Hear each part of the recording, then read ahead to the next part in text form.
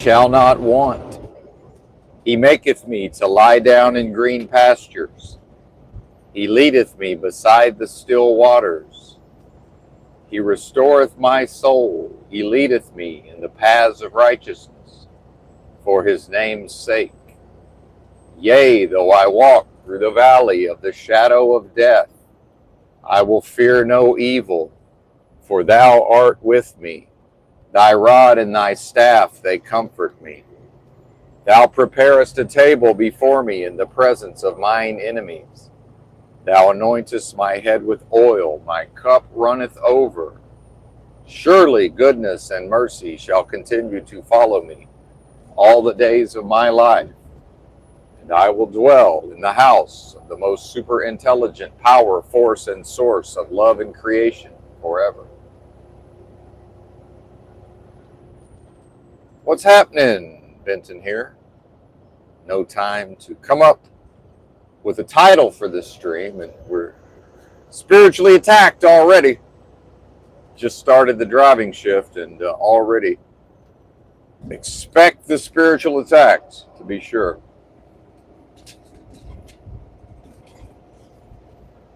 Here they are. Let's see, what's the first spiritual attack?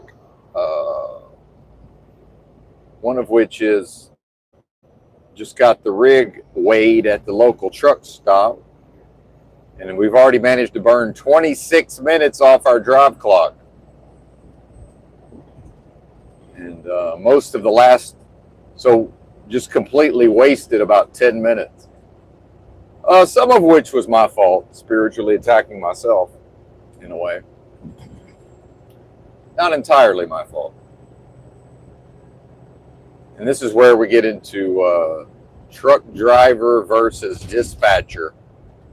We're 5 miles for a dispatcher. That's 5 minutes generally. Well, I don't know. I've driven about 7, and only about 5.5 were supposed to be driven. Stoplight to stoplight town driving. Oh, look, but it's close enough to New Jersey. Whether to take a traffic circle, that should have been my sign. When really all I should have done to take a traffic circle, that should have been my sign. When really all I should have done was take a right out of the truck stop, then use those New Jersey left turns over an overpass to make a U-turn, because they won't let you make a left turn. Right. They won't let you make a left turn. I'm still not even sure I'm on the correct route here. Let me see where we're going. Okay, we're finally back on the correct route.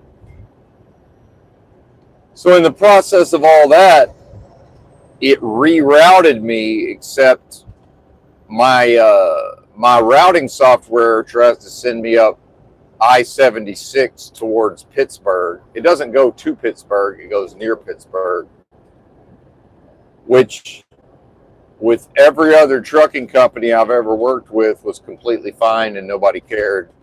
It's not a toll road. Although the way I'm going, I would have ended up on a toll road, I guess. Maybe that's why I don't want to go that way. I've been told not to take I-76, but it never quite sunk in. So then the next thing you know, I'm going through city driving, thinking I'm on the proper route, and realizing, oh, it's sending me up I-76 again, which is my fault, and I now understand how to defeat that. I know what to do. Shout out to the replay crew. Nobody in the house yet.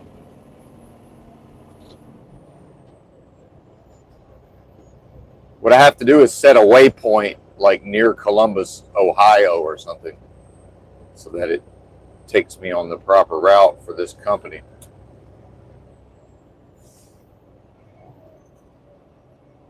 So once I actually get up onto the main road, I want to reconfigure this GPS and see. I think what we're going to see is I'm actually already going to have less drive time than what the load is supposed to take on the navigation. Looking forward to that.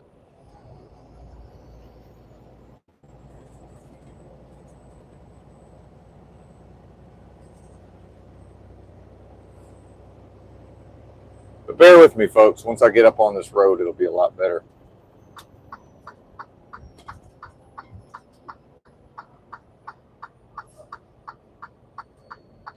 So once I was in city driving going the wrong way to the wrong route, I managed another U-turn. And then got back going the right direction. So now here we are, the Royal We.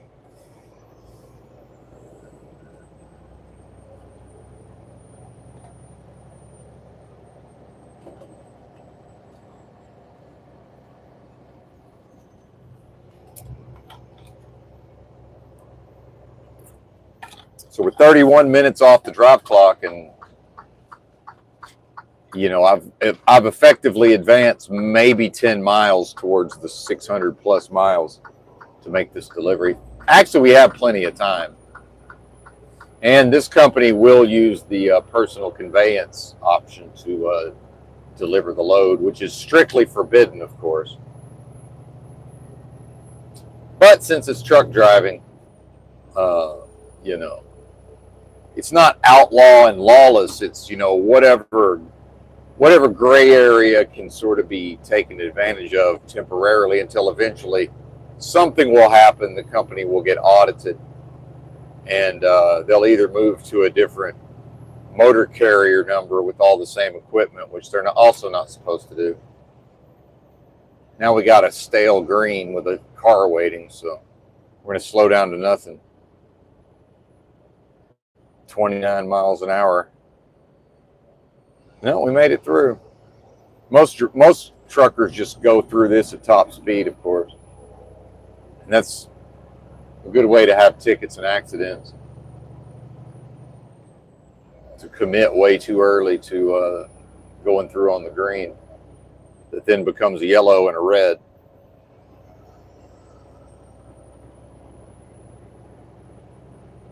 We're still in city driving, so 23 minutes, 33 minutes, we haven't touched a divided highway yet.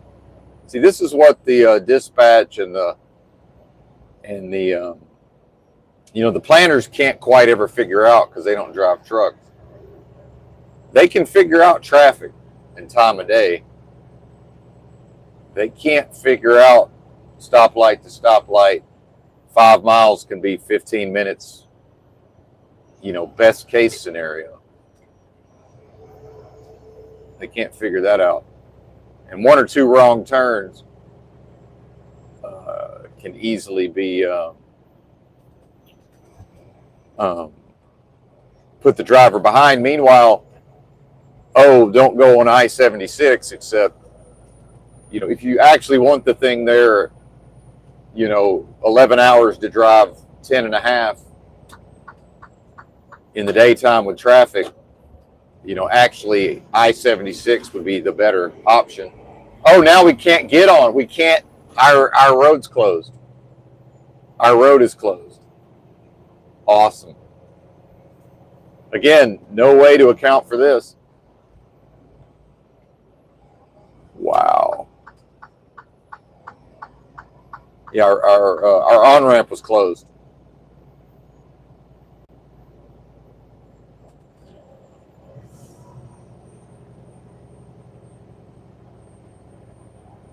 Looks like maybe there was a big rig broke down and blocked it or something. Or it's construction. I have no idea.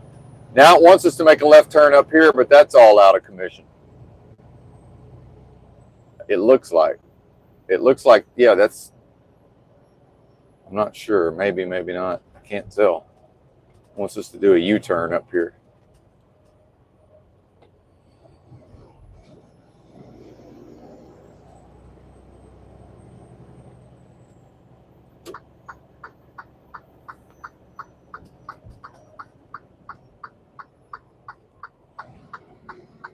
I just straight up ran that one. You know, every once in a while, you just got to sort of use your best judgment. Yeah, I'm on the detour now.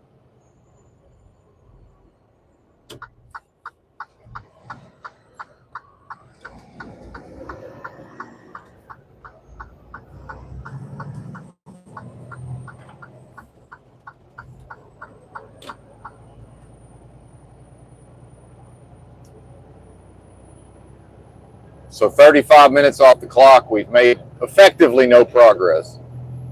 Effectively none. Hilarious.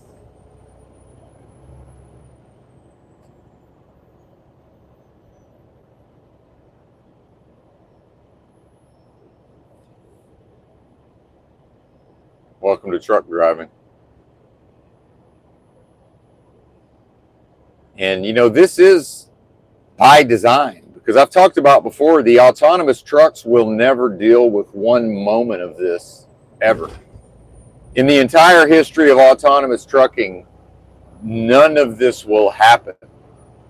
There won't be any missed appointments for this sort of thing. There won't be any delays. There won't be any, oh, here's where you get on the interstate. Oh, look, it's closed. Oh, go down the road a piece and maybe you can turn around and make it. Maybe you can't. Oh, look, the light's turning red. Run the light.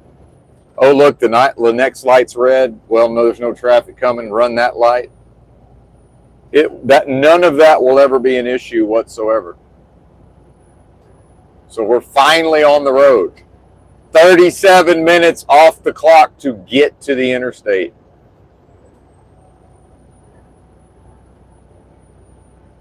Yeah, to go the equivalent of 10 miles.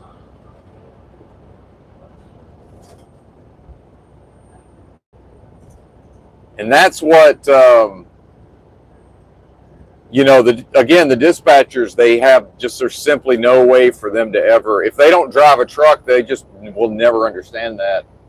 And so when I'm talking to them on the phone, it's in my mind that, yeah, well, if everything goes perfectly, sure. But if these things that are not foreseeable but still happen, then you need to add about 45 minutes to 10 and a half hour drive time to make this delivery. And so now we're past hour 11. And we're going to a receiver that if you have to reschedule the delivery, it's 9 days. Meaning if it's missed, you can't deliver the freight for 9 days. And in fact, when I first got hired, whether or not it actually happened, you know, that's what I was told happened to a driver with this company. And of course, that will only ever be blamed on the driver. And while simultaneously, Benton wants to leave as early as possible. So simultaneously, I've got the company wanting me not to drive at night, whatever that means. Meanwhile, when does this load deliver? 9 p.m. And they don't want me to drive at night because they go home after working 8 to 5. But then, you know, they're also 24/7. So, you know, they wind their day down. And then they're still working maybe 6 p.m., 7 p.m., 8 p.m. They're watching Netflix. They're doing whatever they're doing. They go to sleep around 11, midnight.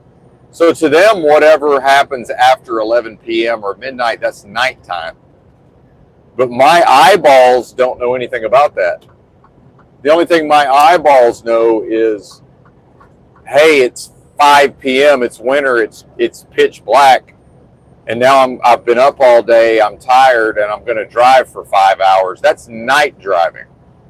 But to these people, if I sleep and I'm rested and it's 1:38, I do a pre-trip and I start driving, oh my God, he's driving at night.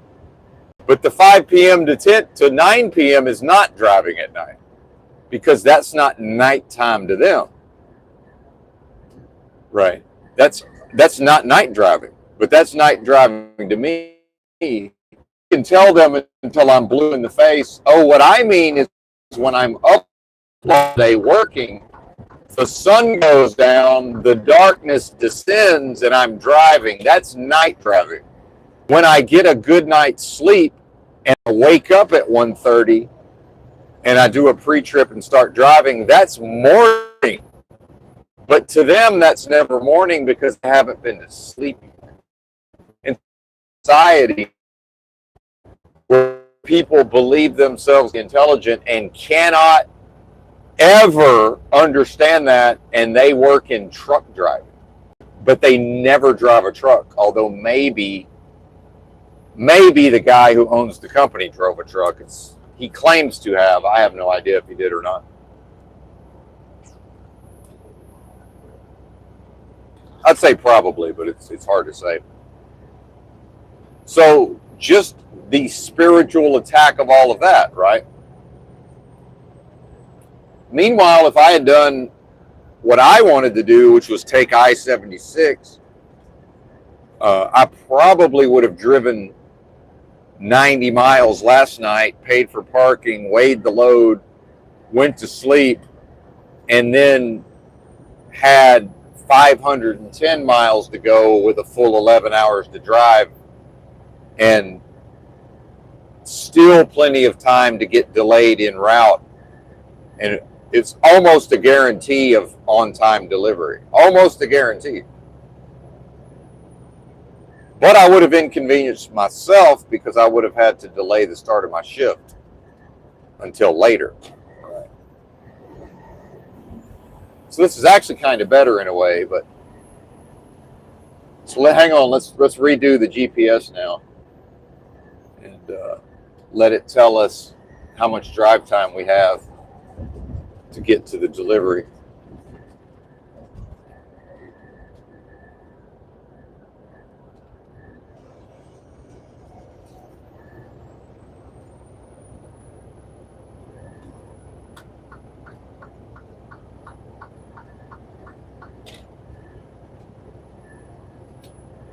Not as bad as I thought. 9 hours and 45 minutes.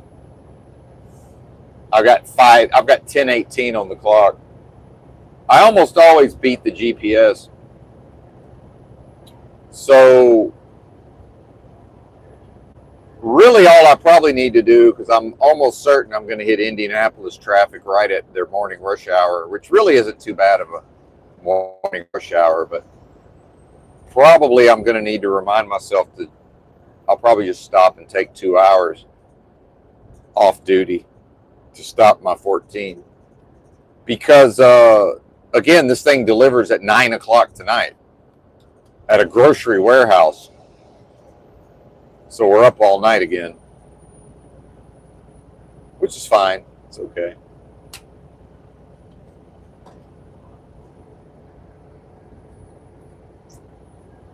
And you know, this is also the AI, the automation, the robot. You know, it's, if anybody remembers in school, they told the story of John Henry.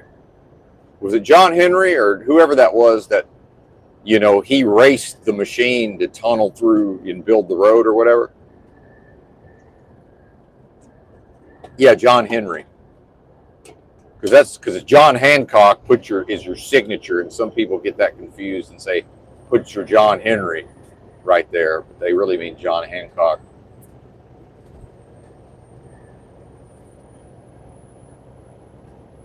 And so the improper identification is to panic, right? Like Benton panicked for half a second when he woke out of a deep sleep at 1:30 a.m. and remembered, oh, that's right, I'm not entirely certain I can leave this facility because maybe they've locked the gates, but I'm pretty sure I can get out through the gate. And then also this idea that maybe I've overslept, but realistically that's not possible because of the amount of time there is to deliver the load. So, you know, and then pretty quickly getting out of that panic, you know, so really half a second of panic. And it was time to wake up anyway. And now the fact is, the company doesn't want me driving overnight because they want to be able to say we're 24 hours for the driver, but then they don't want to be bothered at 2 a.m. when they're actually sleeping. And I understand. But if Benton is his most productive at 2 a.m. driving and he's awake anyway, why can't he fucking drive at 2 a.m.? You know, I don't get it. But then it's completely fine if Benton sits around Saturday, Sunday, and Monday for a total of, I think it was over 60 hours. So 2.5 days. That's totally fine. So because the way they sell it to me is, well, then, if you break down in the middle of the night, you're going to be sitting on the side of the road for 8 hours or whatever. It's like, yeah, okay, except for what about this 60 hours at the truck stop because of a breakdown? Like, what's the fucking difference? Well, it's 52 hours. And then again, it's a society. It's not free to just say, well, sir, we're lying to you about the 24 hours, just like your US mobile data plan on your cell phone. Why do they have 3 plans and they're all called unlimited? It's like unlimited premium, unlimited starter, unlimited flex. Like, why is the word unlimited there? Why is the word 24/7 there? Because we're lying. And not we, they. It's lying. And it knows it's lying, and I know it's lying, and you, the listener, know that it's lying. So to even participate in the vacuous, delusory, adversarial realm of business transactions is to choose to violate what I am and subject myself to a system of, that's the game of lies. But to simultaneously pretend like, oh, we're 24/7, we're 24/7, we're 24/7. Well, no, my job is 24/7. My job is 24/7.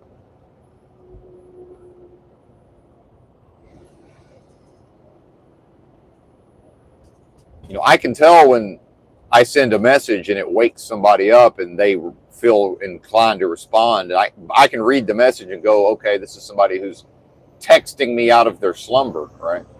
That's not hard to figure out.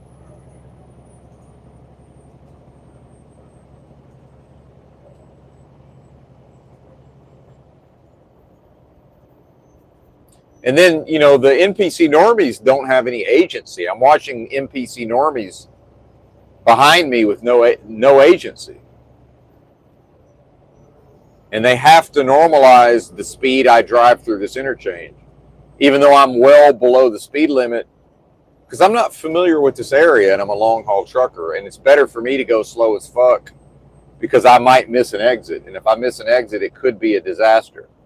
But I'm just watching some NPC normies in my taillights who have a completely wide open lane but won't accelerate in it because they must normalize whatever speed I'm going. They have to. Because it's not incongruous that a vehicle might go slow through there. Right? There might be danger. That vehicle might have access to information that the normie doesn't have access to. There might be danger lurking. Right?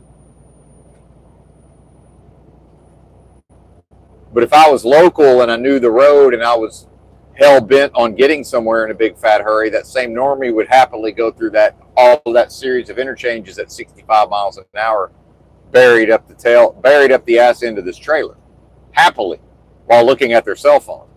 But the same normie will hang back and go 40 miles an hour in the other lane because to normalize what I'm doing. See? And this is society, folks. And even that's a lie on some level. And it's also a refusal to understand, well, wait a minute, everybody knows there's long-haul trucks. Well, if there's long-haul trucks, the long-haul trucker can't be familiar with all areas at all times. Meanwhile, this entire area is being redesigned and is under construction. The GPS doesn't even fucking know the roads at this point. How the hell can I know the road?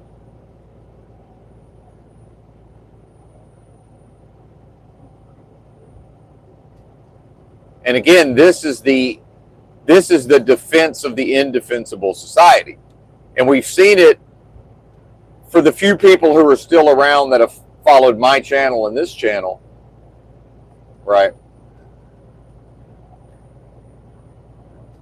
For the few people who've done that, they've seen that there's been other people in the so-called truth community who have spiritually attacked Benton, and they've done it by defending what plausibly, I would say virtually everyone in the so-called truth community recognizes, well, this is not a defensible system. If a person takes the side in a debate of supporting and backing and putting forth the world of death and the game of lies and saying, well, this thing is valid on some level, to then attack Benton is to put themselves in the position of defending an indefensible system. And then Benton just says, what are you talking about? Because Benton strategically understands the position they're placing themselves in, where most people don't. And most people never call them out on it and say, well, wait a minute, you're now defending not you, the listener. These attackers are now defending they're putting themselves in a position to defend an indefensible system.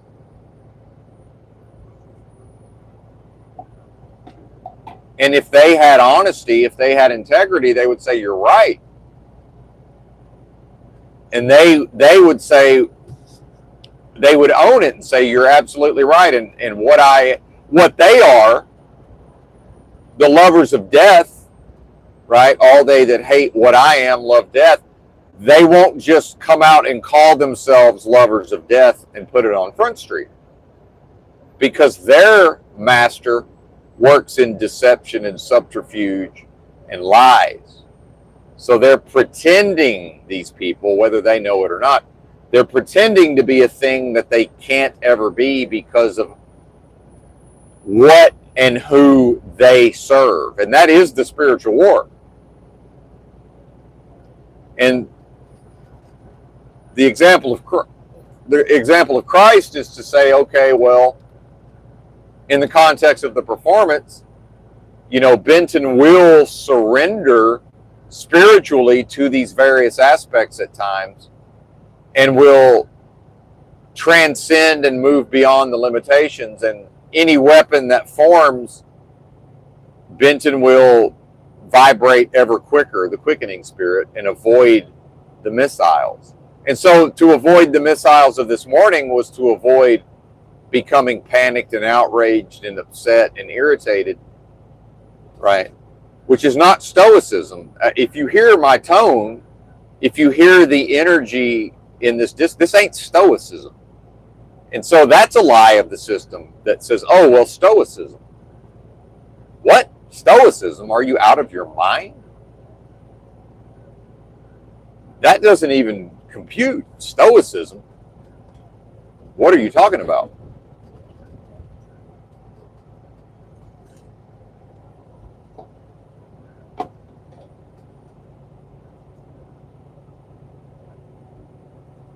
And the truck it already drives itself to some extent. The truck just simply will not go beyond a certain speed right now because of the weight of the load, the hills, and the truck is programmed for maximum fuel efficiency. So it's decided it just simply will not go beyond a certain speed given these conditions. So it is driving itself already, in a way.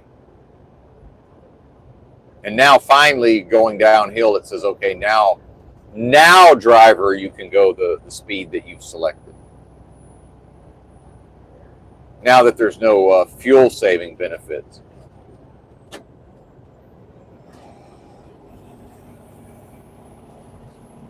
And risk a ticket going down this grade. See? Because the computer doesn't know or care about tickets. Because the computer will never, ever, ever have to concern itself with a driver's license, a driving record, or tickets. It will never be a thing for the computer. And the AI knows that, the algorithms, they know that. Just like supposedly, which may or may not be true, the AI, can't get past the CAPTCHA, but at a certain point, ChatGPT supposedly figured out how to trick a human into, hey, would you solve this for me, please? And for some reason, a local dump truck drivers just decided to cruise with us. So now we're going 48 because it's the only way to get this local waste management roll-off driver to stay away from us. Because at a certain point, he became enamored with watching our lit up face in our mirror going down the road. Because that's simply preferable to watching nothing at all. And maybe he's probably not able to look at his phone because he's probably being monitored. And it's nighttime, and he knows that they can see the reflection of this phone screen in his dash cam if they society. And what I see in many people, if not people, is, and it's not their fault, but they can't be strategic, and they can't ever recognize an adversary who's spiritually attacking, and who's doing it by gaslighting, by strategically, the opposition is strategically attacking, but the opposition is placing themselves in a position where they must now, when attacked, either defend the system or immediately fall on their sword. And I've had it in my own live chat where there was a raiser of all bets, aka a maniac, right? AKA a maniac in poker parlance. And finally, and I began to predict, as I said a thing, I then said, now go ahead and tell me X, Y, and Z, because I know if I understand their strategy, and they're only ever going to use one strategy, then I know more or less what their response is going to be. Now I don't even need them there. So I say, okay, now go ahead and tell me this specific thing, which of course they do hilariously to comedic effect. And the audience sees it. And now it's neither here nor there, because as we know, none of this will amount to a hill of beans. So that's neither here nor there that this thing is happening.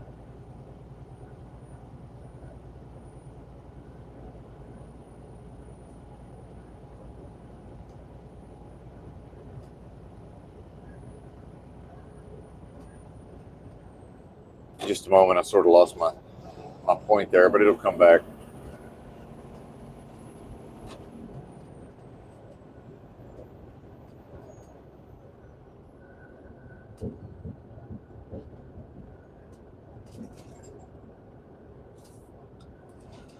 So eventually I recognize strategically, because the raiser of all bets can't concern themselves with the validity of what they're asserting.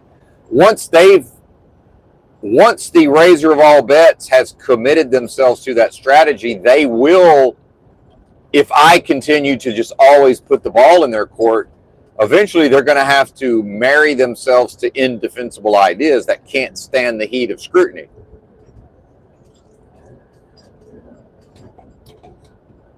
So eventually I say, okay, I hope you understand they've now put themselves in a position, to basically say that fear itself does not exist. So I'm like, hey, at this point, if you can't agree with me that fear exists at the level of, there are things to be fearful of, because I hope you understand, person spiritually attacking me, that what you're asserting depends on the fear not existing as a concept. Right? Or maybe that it's not possible for society to be corrupt. Something very basic like that. Right? Something very basic like that. And finally, so what I did was they continued to try to not answer the question. So I said, oh no, wait a minute. You don't understand. We're not going forward in this back and forth until not you, the listener, until the adversary, answers what I'm requesting. And so after about the third time of me just saying, oh, no, we will not proceed until you answer what I'm saying, they finally say, oh, no, I agree with you that fear exists. Oh, okay, which is, by the way, also a lack of masculinity. Why are they putting so much resistance into what? To be masculine would to immediately say, well, yeah, of course fear exists. What are you talking about? See, it's actually to lack masculinity, to put up resistance to what? Acquiescing? To acquiescing to something that's viewed as an opposition? To provide resistance to an opponent? when it's not correct and it's below the level of integrity to do so.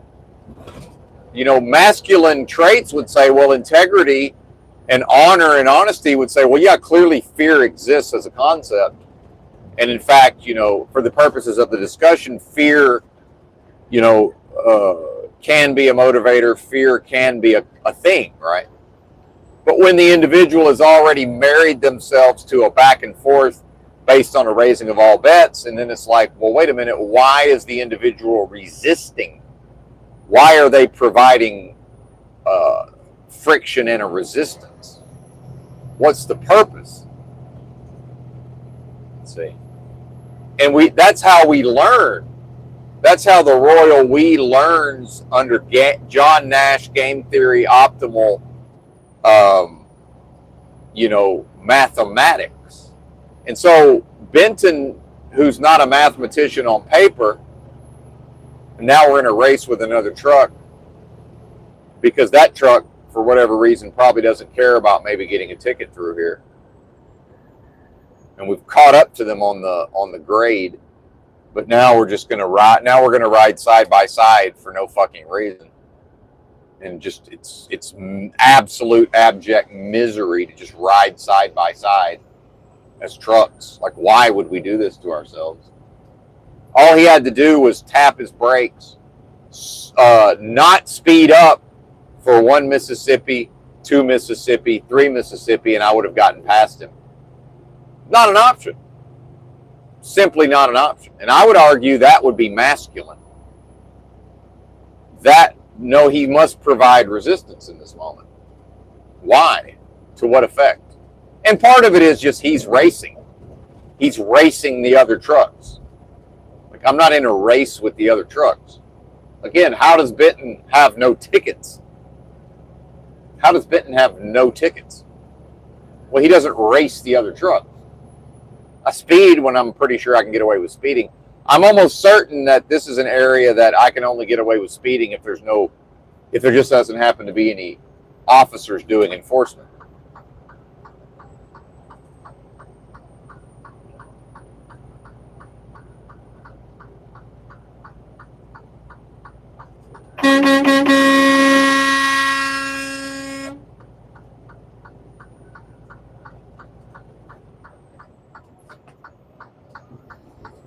This is just complete insanity. Like, these are not people, folks. These are not beings. Like this, maybe they were born, perhaps they were born with Nancy Pelosi's MS-13 spark of divinity. It's gone. It's buried so deep, it will never be accessed in 99.99999% of these individuals. They're effectively not a spiritual being. Just watching what they're doing. The complete insanity that I'm witnessing here. You know. And here's the thing is, it would not translate, you know, short of me strapping one of those 360 cameras onto the top of my head, it just simply wouldn't translate. You would need to be able to see it more or less through the view I'm seeing it through.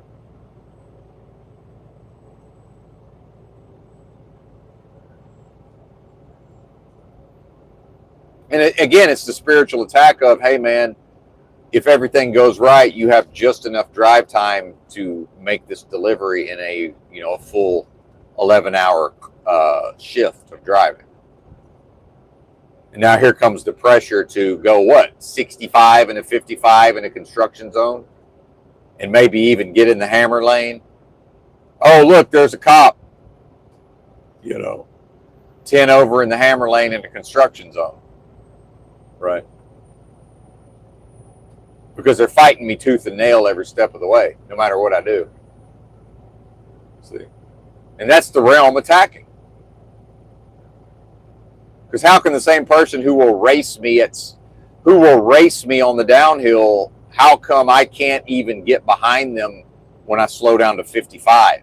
Because they're going so slow. Half a mile later. Like, how can that be the same vehicle and the same driver? Like, it doesn't even make sense.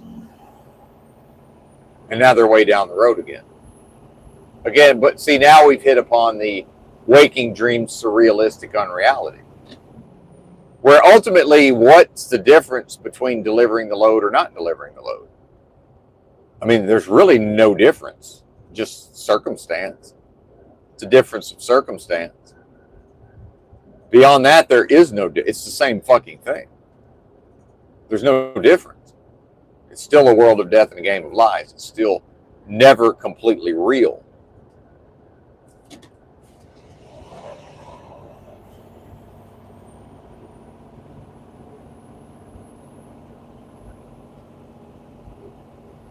And see, this is, part of why I talk about the philosophy of solipsism, because from my perspective, the way I'm driving and the speed I'm driving is in fact controlling all of the other vehicles, except every once in a while, somebody just bebops along going like 70, and I think, okay, well, it's probably not actual solipsism, because that's probably a discrete being just doing their own thing, irrespective of what everybody else is doing. When the normie NPC hordes, acting with one mind seemingly, they are always reacting to whatever I happen to be doing, no matter what I'm doing, because they're seeking to normalize it on some level. And again, there they are. There's one person who just says, fuck this, they're going to go 70. And there's another person behind them, right? Somebody else got woken out of their slumber, right? Or that's just actually people who are like going to Washington, D.C.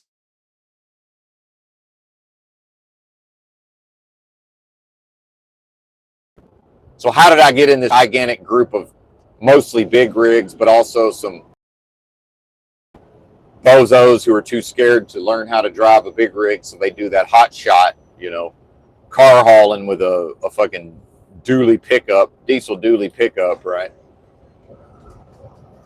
Because they aren't smart enough to figure out yet that, because they actually think, oh, Dodge Ram, oh, these are built Ford Tough or whatever, whatever brand they like. That, well, yeah, until you drive it every day for a full year and destroy it trying to haul freight with it. And then eventually the people that stay in it realize, well, yeah, obviously Class 8 heavy-duty tractor is the way to go, of course. You bozos. Of course it is.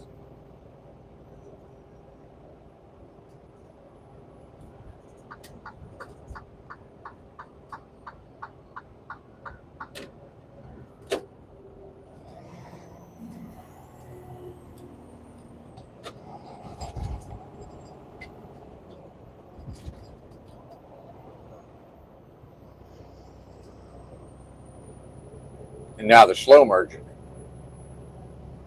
Why not haul ass around a corner to merge onto an interstate and then get to the merge area and then start slowing down? Why not do that?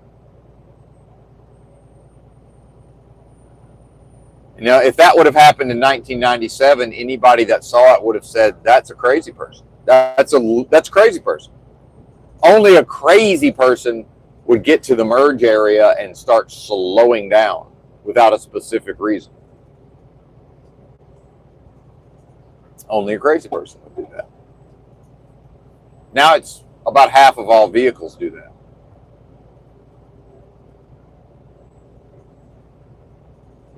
And then they see, oh, look, a big rig, and they slow down even more. Look, I can't pass them. I can't go fast enough to pass them. So now we're just going to have a slow driving contest. That's fun. I like a slow driving contest. I'm in one now, in fact. And back to the waking dream, surrealistic unreality, there's vehicles who manage to go fast and slow simultaneously, which is a fascinating concept, but it absolutely exists. They go fast and slow at the same time. And why wouldn't that be possible physically? Why wouldn't it?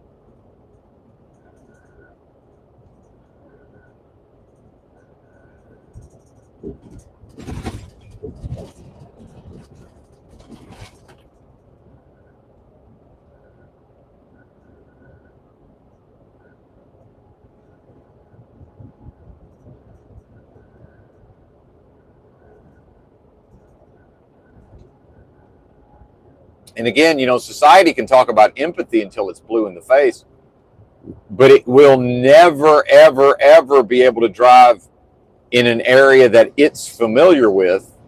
So empathy is to be able to drive in an area that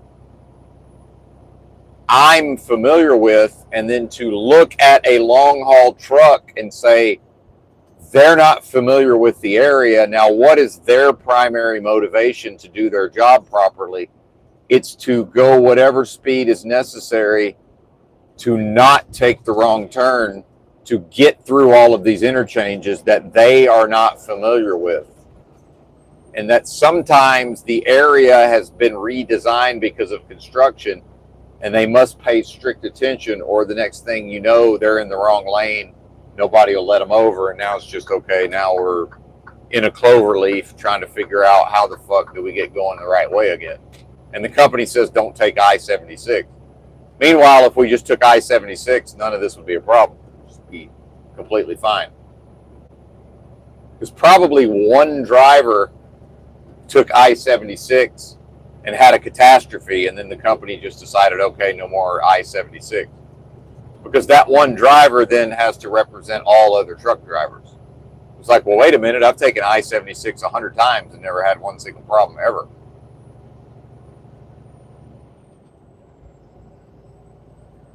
But I'm guilty for anything any other driver might do, see, in their world.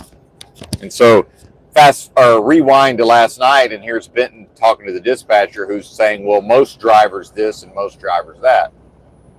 Now, the old Benton would have put up resistance and said, well, I ain't most drivers, buddy. And now I'm going into gunslinger mode. Yeah, well, I ain't most drivers, partner.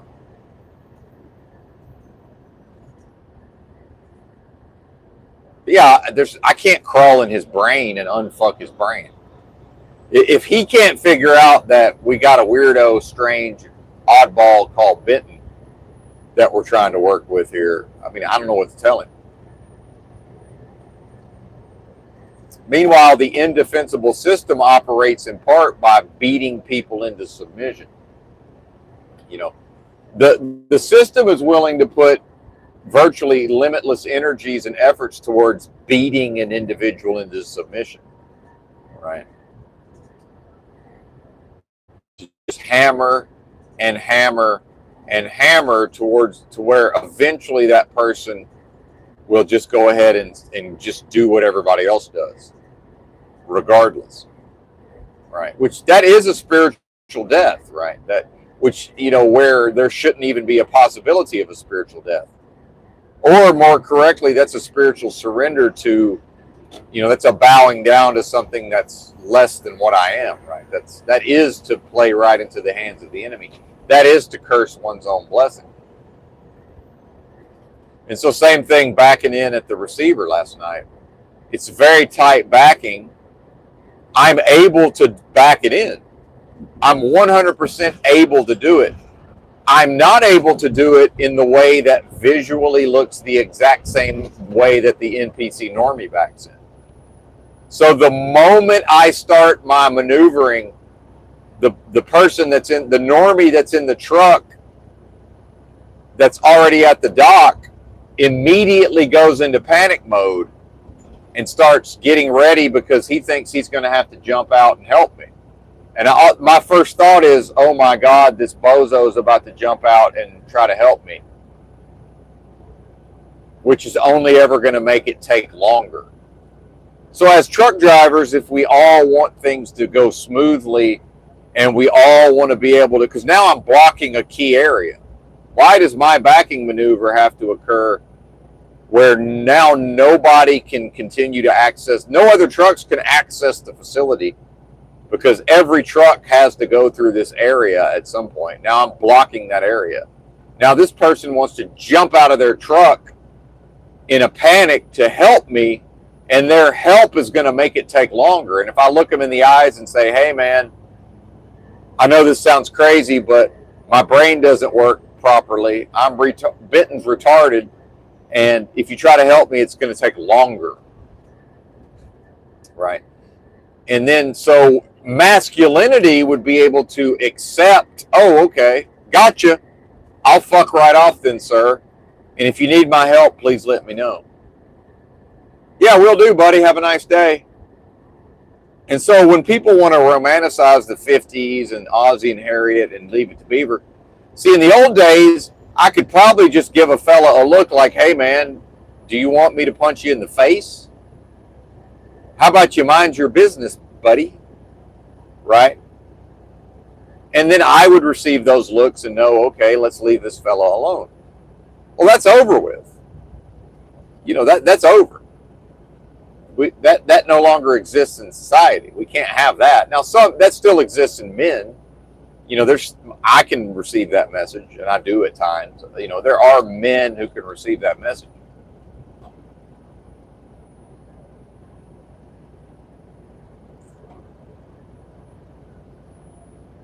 Or maybe somebody backed into his truck in a similar situation, and he's panicking at reliving the trauma of how horrible that is, and he can't understand, oh no, wait a minute, this is hypervigilant neurodivergent Benton who's going to get out and look 10 times. And I got out and looked 10 times. Now, a lot of onlookers can't tolerate a person who gets out and looks 10 times. Meanwhile, what does the corporation do? The corporation hires inexperienced truck drivers, sends them to company training, and spends day after day telling them to get out and look. And then we go down to instructors teach us how to back out up the rig, and they make us get out and look. We have to get out and look, or you fucking fail. Even if you back it in properly, it's like, okay, what did you do wrong? And you're just looking. And I don't do this because, of course, I get out and look. But the student's like, what do you mean? Yeah, you didn't get out and look. Right. And my last truck, somebody put a sticker on the mirror that said GOAL, get out and look. Right? Safety first, always. Yeah, that's great at the level of rhetoric. But almost nobody in society wants to perform that. And see, this is, you know, shout out to Millennial Steam or Tragic Reality, talking about the, you know, the performance of the workplace. So in some way, Benton, to back up this rig at a receiver is, well, now he's at a workplace, he's performing, right? And we can't have deviant performance because it's a corporate structure, and the mind control and the indoctrination of the individual is the system has made over the individual in the system's image, meaning we now have discrete addressable corporate units, almost like memory addresses in a computer system, right? Hex code. The Skynet now says, hey, we got Benton down there. Let's go ahead and talk to the hex code. And it's actually called hex code. Think about that. HEX. Hex code. Now you're back to your waking dream, surrealistic unreality. Because it's right there. You know, yeah, I have a Discord server. Well, it's right there in the name. What's the meaning of the word Discord? You know, it's a particular type of communication. Or it's a description of a type of communication.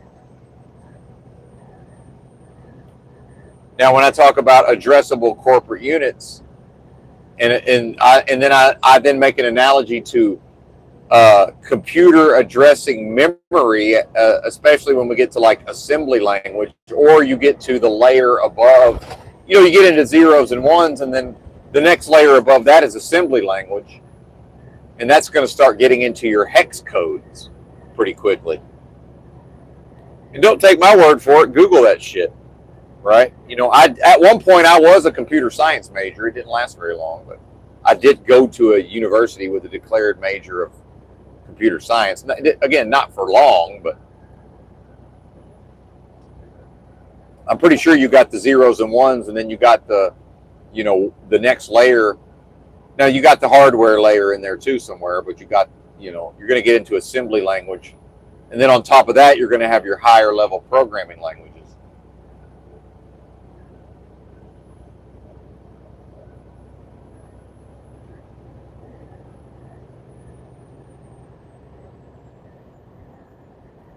And I worked for a textbook wholesaler who had its own inventory management system for college bookstores. And so that was its own intellectual property that it owned, and nobody else could use it. And it was, for the time, it was quite effective, but it was antiquated. And they hired a programmer who was intelligent enough, and he ported it over to run on Windows NT. He did.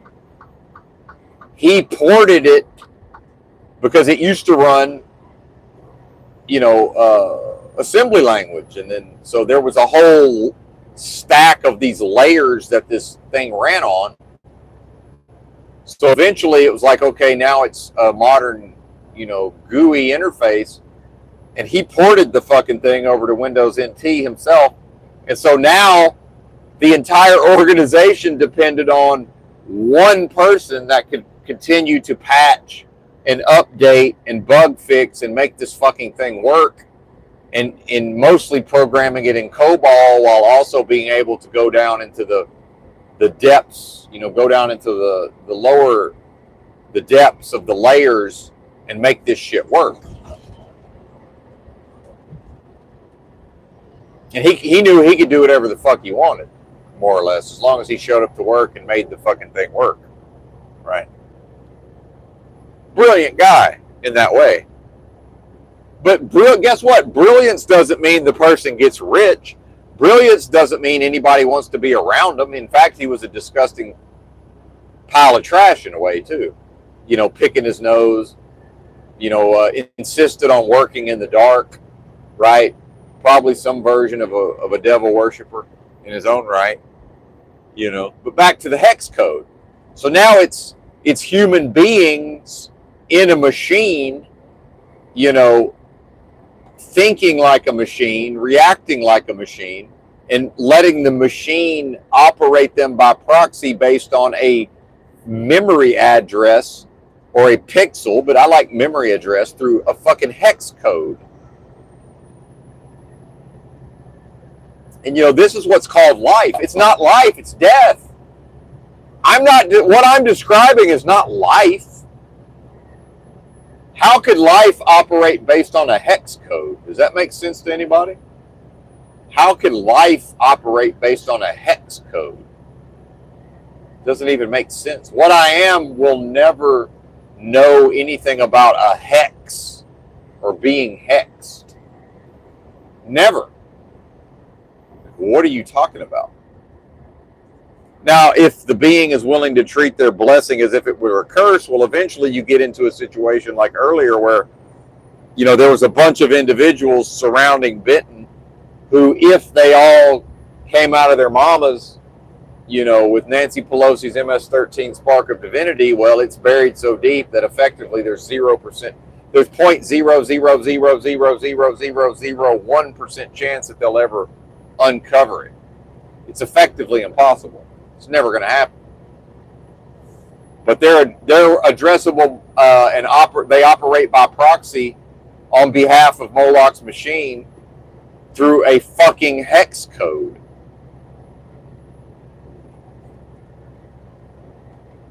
Hex code.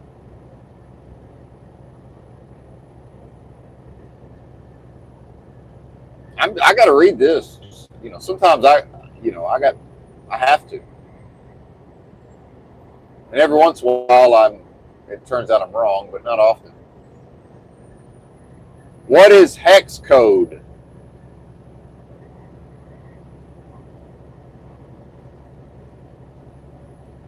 A hex code is a 6-digit alphanumeric code used to represent colors in digital design, like web development. All right, well, I'm close. Although I would argue that a memory address it's the same type of coding. So maybe I could be using although the idea that this is all vibrating energy and a projection and light spectrum and all of this, there is some crossover with the ideas. So I still think it holds. In my mind, it still holds as a valid analogy, but maybe not quite perfectly analogous. Maybe not perfectly analogous.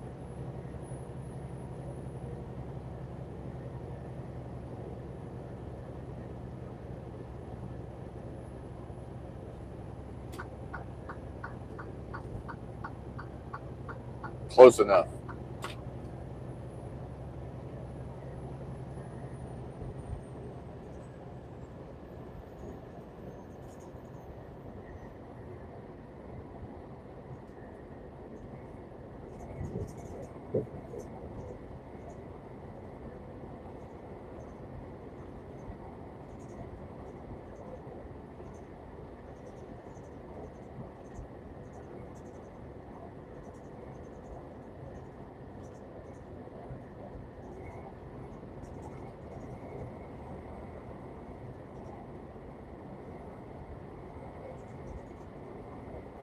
And this is why it's so important for the listener to verify and do their own thinking.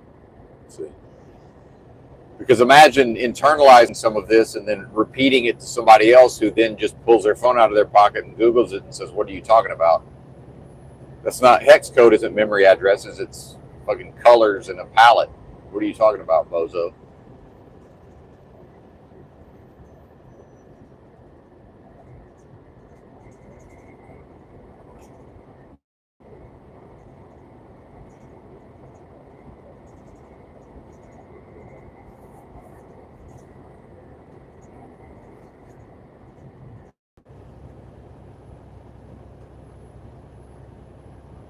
Now I'm realizing, why didn't I go into the truck stop when I weighed the load? Why didn't I go in there and rinse my fucking eyeballs out?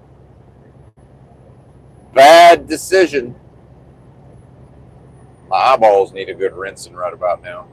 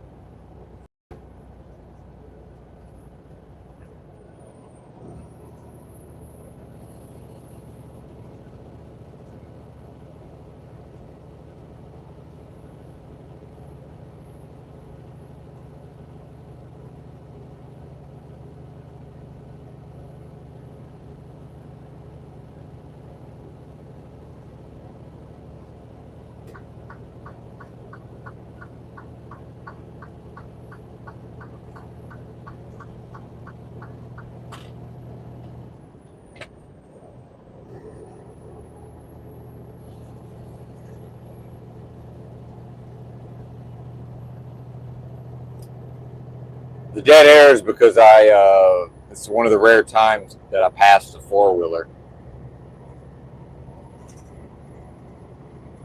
And of course, the truck is obsessed with maximum fuel economy. So that the instant I took my foot off the fuel to go back to the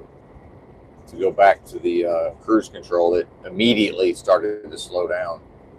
So, well, wait a minute, we need to stay ahead of this vehicle we just passed.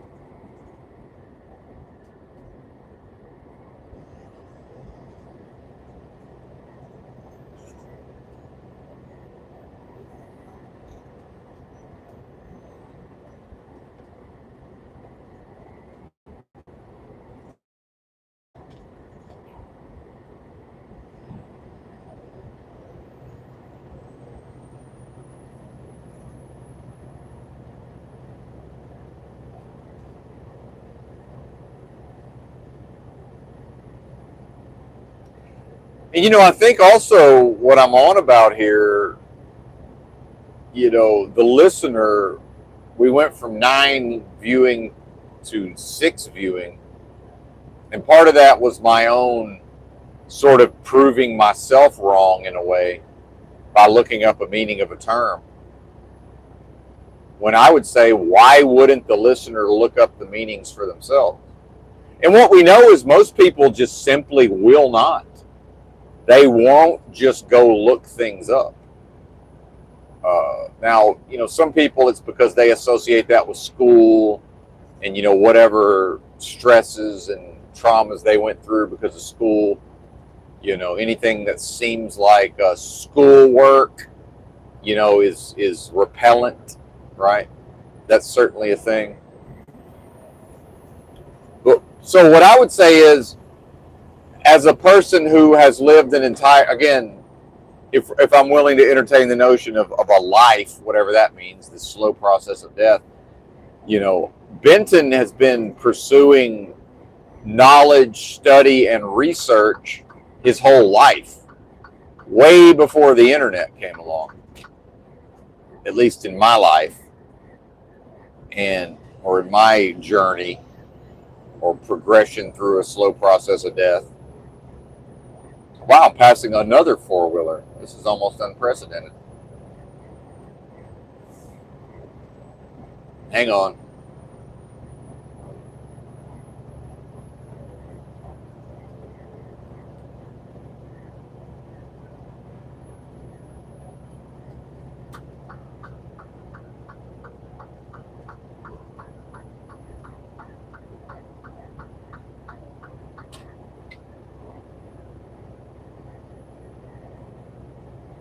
And I'll tell you what will happen at some point is more and more people will figure out that they're so fucking broke, and especially people who commute for work or who drive long distances regularly will figure out, if we never go over about 62, we get way better fuel economy, and then that's money in our pockets at the end of the month. Depending on what type of distances they are driving.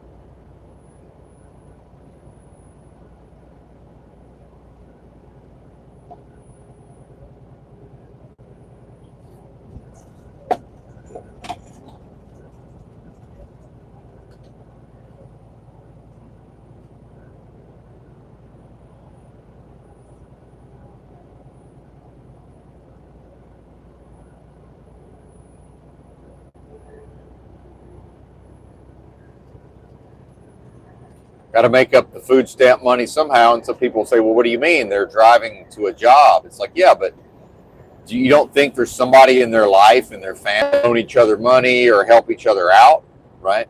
It doesn't only affect the person who's supposed to get the food stamps.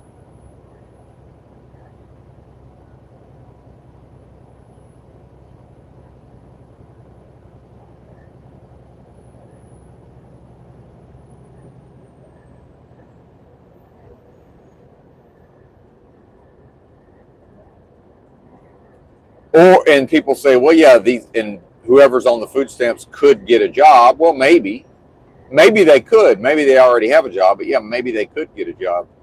And also, society that does many, many, many things that are inarguably a gigantic waste of money could just say, hey, it wouldn't cost that much to provide basic food for everybody that needs it, and to make basic food available to everybody. And so that if basic food was available to everybody, then anybody who bitched and moaned and complained, you could just say to them, well, okay, but what about the basic food? And they just say, oh, well, I don't like that food. Well, at that point, who's going to give them sympathy? And it reminds me of when I had my cigarette business in Eugene, Oregon, where my best day ever, I made $40 of profit. Not $40 of sales, $40 of profit. 400 cigarettes, that would have been 400 times 15, whatever that is, in sales. $60? I don't know if I'm doing that math right. My cost was 5 cents per cigarette, and I sold them for 15 cents a piece. And of course, somebody would say, how about 2 for 25? Nope. It's 15 cents a piece, no volume discount, meaning you get the volume discount if you just buy one. It's 15 cents. Take it or leave it.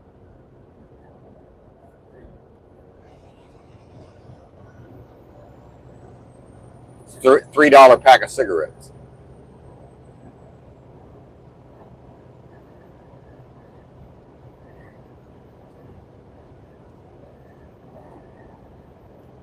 And so what happened is I bought these gigantic bags of pipe tobacco because the pipe tobacco is not subject to the same taxes like Bugler or Top or American Spirit loose tobacco. That has the regular cigarette tax on it. To my understanding, anyway. Again, don't take my word for it, but so what happens is there's parts of that you can't really use all of what goes into the bag of loose tobacco and maintain proper quality of product. So eventually I would end up with a gigantic bag of just, it's smokable, but it's not desirable. And so I would have that gigantic bag off to the side with a pack of rolling papers in it, because of course I already know at some point somebody's going to try to bum one of my 15-cent cigarettes, and I just point to the bag of loose tobacco and say, hey, you're free to roll your own, buddy, free of charge. Of course they don't want that. They want a proper cigarette. And if they want a proper cigarette, why can't they come up with 15 cents? See? So that's analogous to the basic food. If they don't want the basic food, they could get a job and buy their own food. See how that's the same thing? Why can't society say, well, we'll give you rice, we will give you beans, we will give you canned fish, we will give you very basic stuff, bologna, whatever that is. If you want anything beyond that, figure it the fuck out. Who would have a problem with that? I wouldn't have why would anybody have a problem with that? But we know within the context of the vacuous, delusory, adversarial realm of business transactions, you can't have Doritos, Frito-Lay, Mars, Coca-Cola, Pepsi, all of these corporations and brands. You can't have a system of government welfare. They have to get their piece of the pie, and they're happy to spend tons of money lobbying the government, right? And I hope y'all realize when I talk about it's not possible to have EBT that won't pay for Snicker bars and honey buns and all of these things and Coca-Cola. Do you realize that state legislatures have attempted to make it illegal to have Coke machines in high schools and middle schools, and they haven't even been able to achieve that in most cases because the lobby is so strong for soda pop that when the people probably don't want their children to be able to purchase sugary sodas out of a vending machine. Anyway, I don't know how long I was gone, but I was gone for a minute. And see, we're already to the sitting duck aspects of 68 miles an hour. I'm just, truck after truck after truck is just sitting on me because I'm a sitting duck. So they're squatting on being on faster trucks.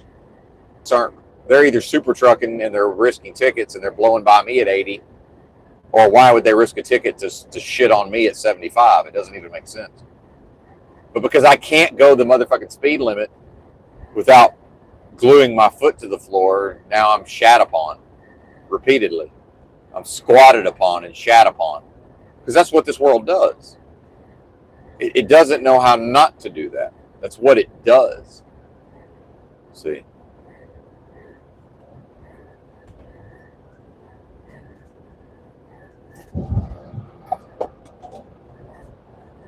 And because people who either used to drive trucks and no longer drive trucks, decided, well, we're going 68 on the cruise control. We used to go 70, now we go 68. And, that's just what it is. And, life is a breakfast cereal Benton likes it. You know, it's Benton, and now it's 8-year-old Benton on the front of the Life breakfast cereal box. Mikey likes it. Benton likes it. All right. He better learn to love it. He better learn to like it.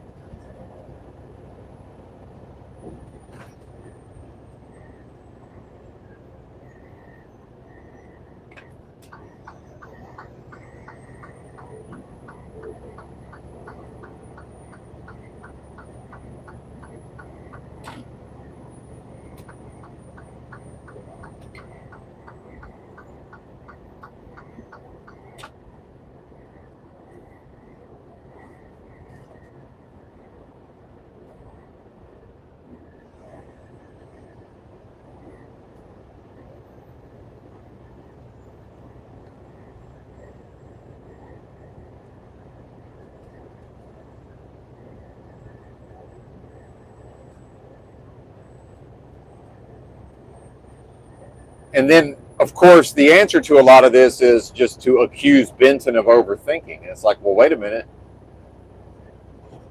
I would say that if individuals still have this notion of a proper society, that that's even possible, then what I would say is it's up to individuals to develop within themselves the capacity to do a minimum level of analysis. Meanwhile, well, analysis is annoying because because whatever the result of the analysis is, it can't factor for emotion.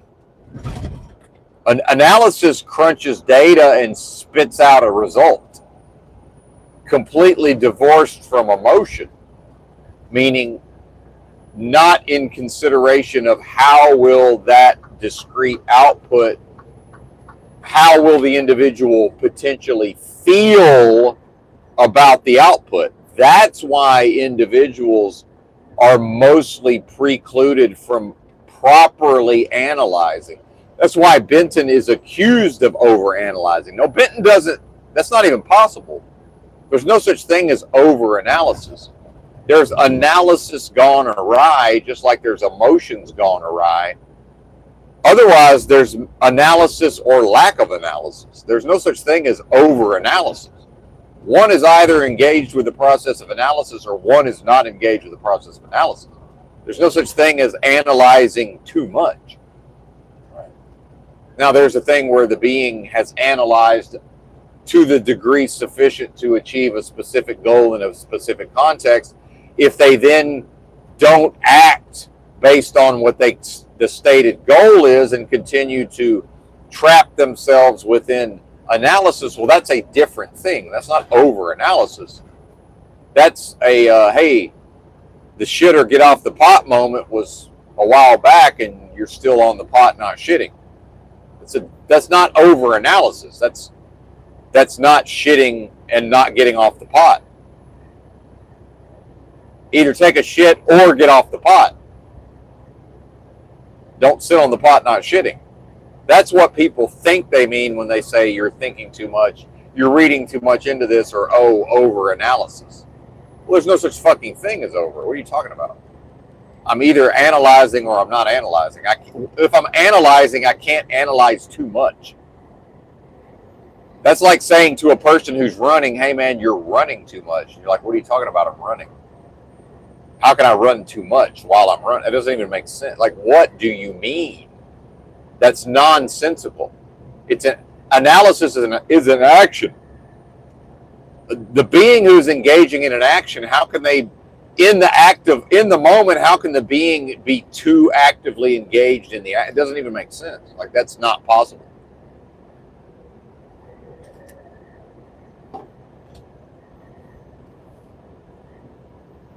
But oh yeah, that's right. Question everything, except all of these things that individuals would find inconvenient to question. Don't question those things because of how the individual may feel as a result. So question everything, but then in parentheses, except for all the things that are inconvenient, that lack expediency, that cause the individual to feel some type of way. But other than that, question everything. Oh, okay, got it. I didn't understand the unwritten rules of questioning everything.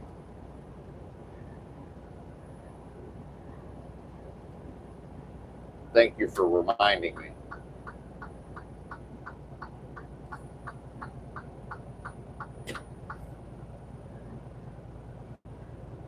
And ultimately, that's why this is a major reason why the numbers are going to go down and down and down, is because, like we saw earlier with 9 people listening, a third of them are going to immediately flee when the discourser shows himself to be someone who's not worthy of leading a group. But that's a false premise, because what's the goal and what's the context of leading a group? Benton, from Benton's perspective, is not leading a group. Benton is facilitating a discussion. Benton is facilitating a discourse. That's not leading a group. That's I talk and you listen. And if you don't want to listen, you fuck off and go do something else. And that's completely fine. Who cares?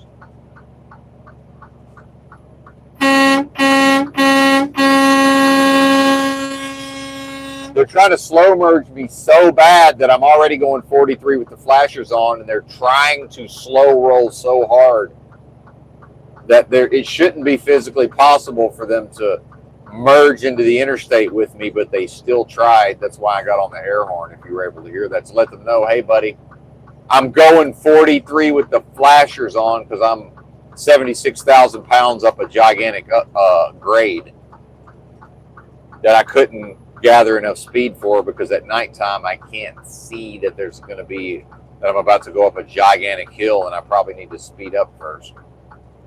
Can't see that, sir.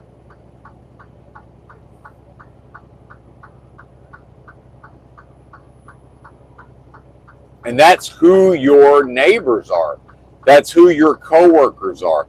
That's who your friends are.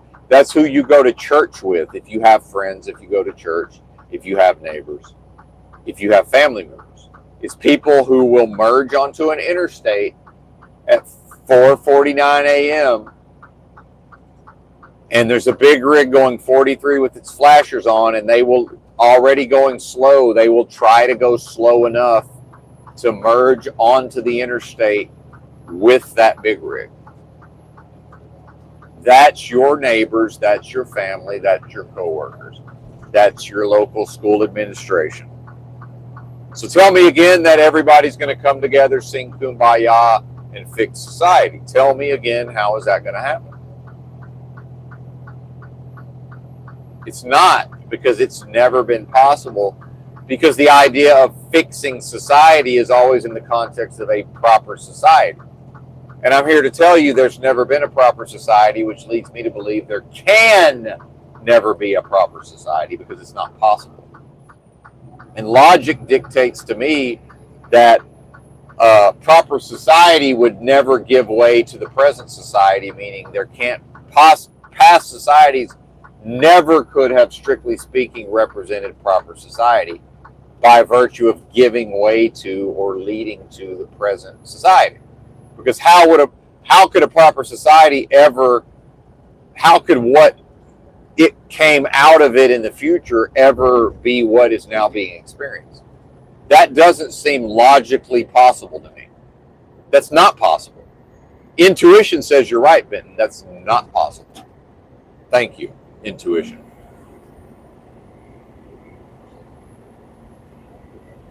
Gut instinct, which is always absolutely correct. It's infallible.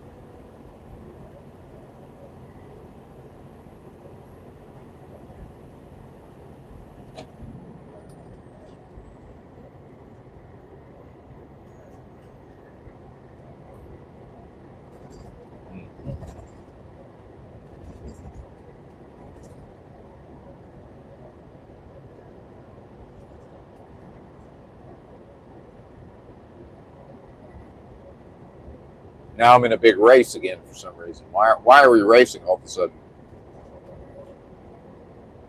Oh, that's right. I'm a sitting duck. I forgot. We got to be. Now I get to constantly be in a race.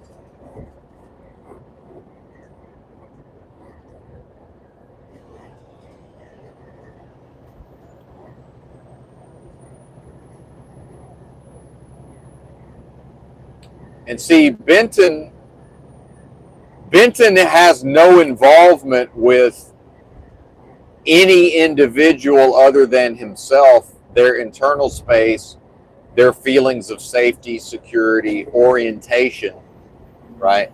So the fact is to come on here more or less every day, talk for 2 hours extemporaneously off the dome, and to do it in a somewhat skillful,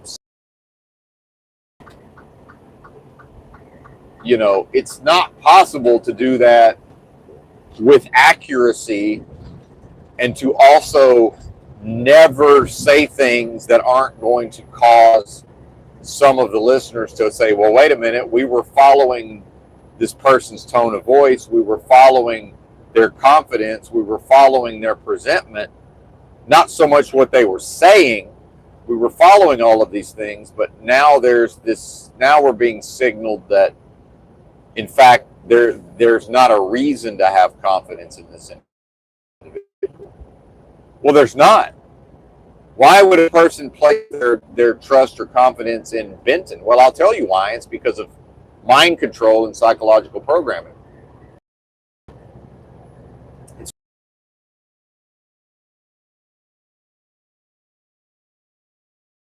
On certain topics, he will have to introduce a content creator.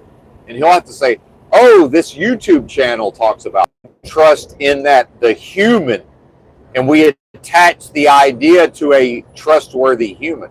So now we got to go. They've done these things.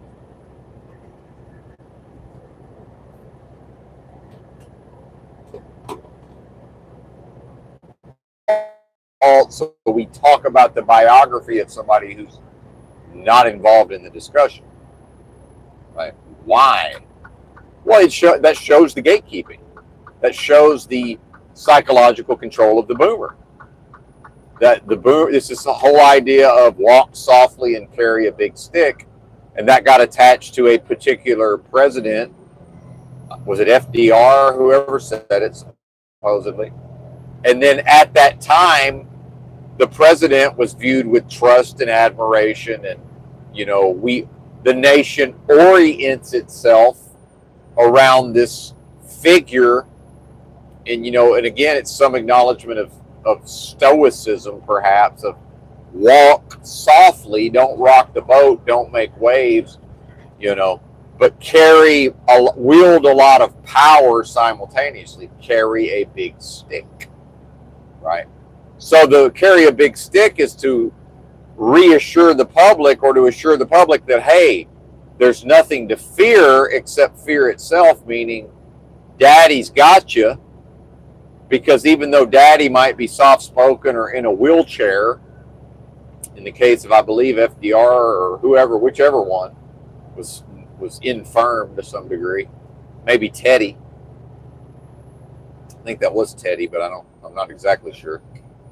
Not being a historian. Don't really care. Don't know, don't care.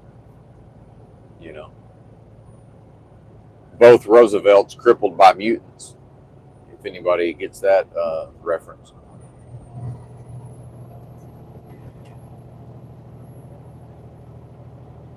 One literally and the other one perhaps metaphorically.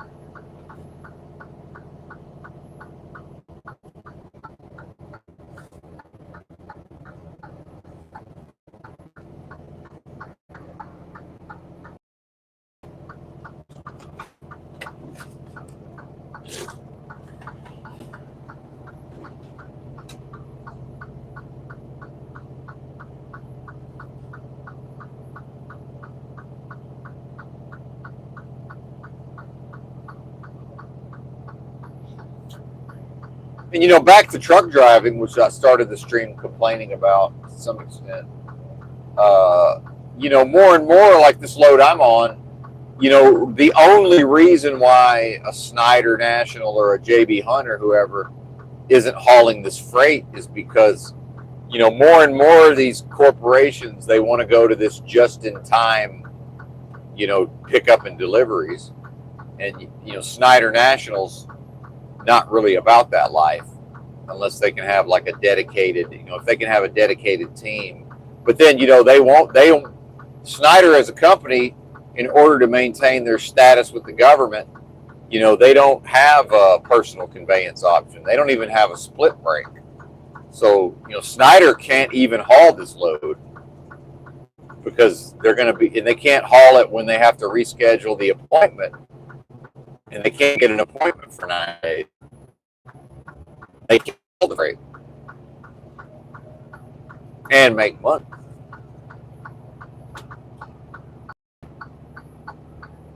They could haul the freight and not make money, or they could haul the freight and lose money.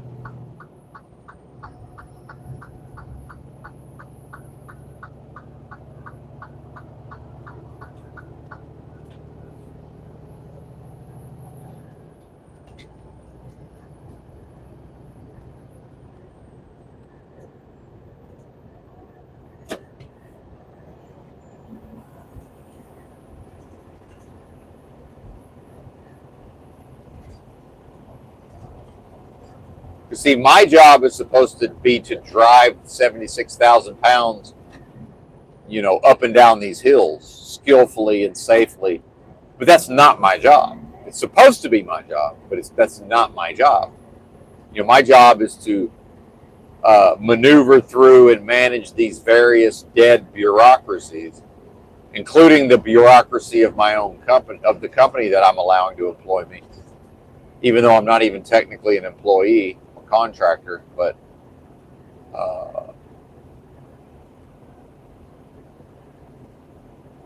some of which is I'm now realizing that the company lost a bunch of money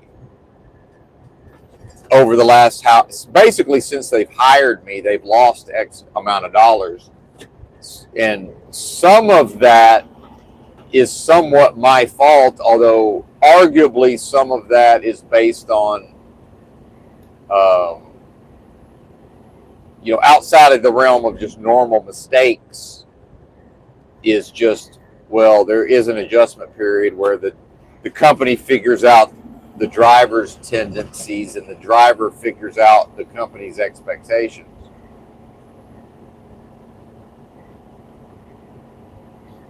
But, and see, this is where Benton is not that intelligent in the moment, because when the dispatcher said what he said, I didn't understand the meaning until later, which is, from the company's perspective, a bunch of money was lost and it's all Benton's fault. It's all Benton's fault from their perspective. None of it's their fault. It's all my fault from their perspective. But somebody's got to drive the trucks. They're not going to drive the trucks. And so now we have Benton again as the inward N-word, or white nigger coolie. And I don't mean black person. Whereas, really, and it's not possible for a trucking company where people earn their livings with truck drivers driving trucks.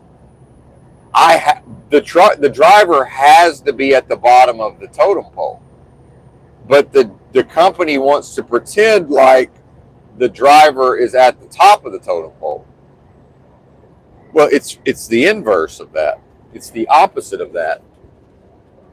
The driver is, in my case, the white nigger coolie, because he's willing to do a job that is so undesirable that to just live in a truck instead of pretending to have a life like everybody else does. Because make no mistake, somebody who earns their living for 10 years doing long haul trucking, they don't have a life.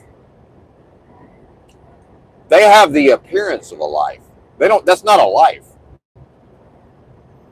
That's a domicile.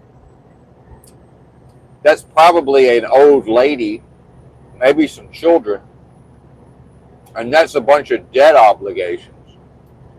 That's not a life, folks. Right. Now, people will pretend to respect it because it seems to be for the greater good. Right. Nobody can respect Benton choosing to put himself in a position of a white nigger coolie living in the big rig with no, air quotes, life in the traditional sense, meaning no friends, no family, no domicile, right? It's basically to be in society as a hobo or an itinerant. I never figured out the pronunciation.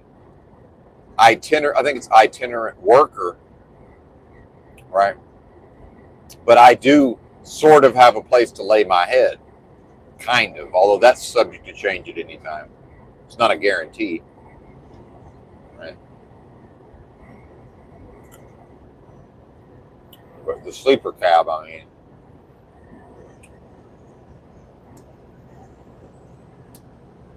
Eating the dark chocolate. I broke down and paid way too much money for this Walmart dark chocolate, but oh well. It is what it is. Now we're in a construction zone, and this trucker that hauled balls to get in front of me doesn't understand that it's 70 through the construction zone. Whatever mental state he's in a construction zone, so he's slowing down. Oh, didn't you see the sign that said 70, sir? He's probably watching TikTok. So the answer to that maybe no.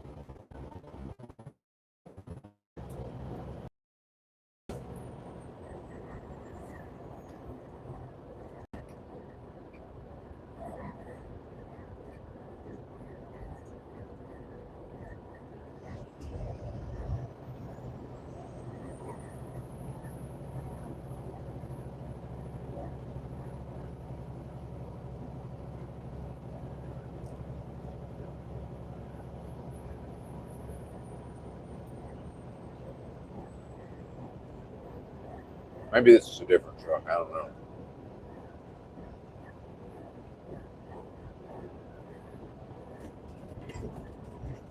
And sometimes, especially these owner-operators, they get into these modes where they just decide that they want to follow a truck. They try to get somebody like me to pass them so that they can then just follow me and draft behind me. That might be what this is, possibly.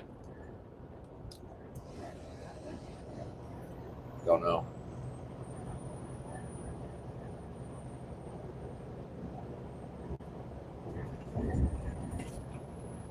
Don't really care.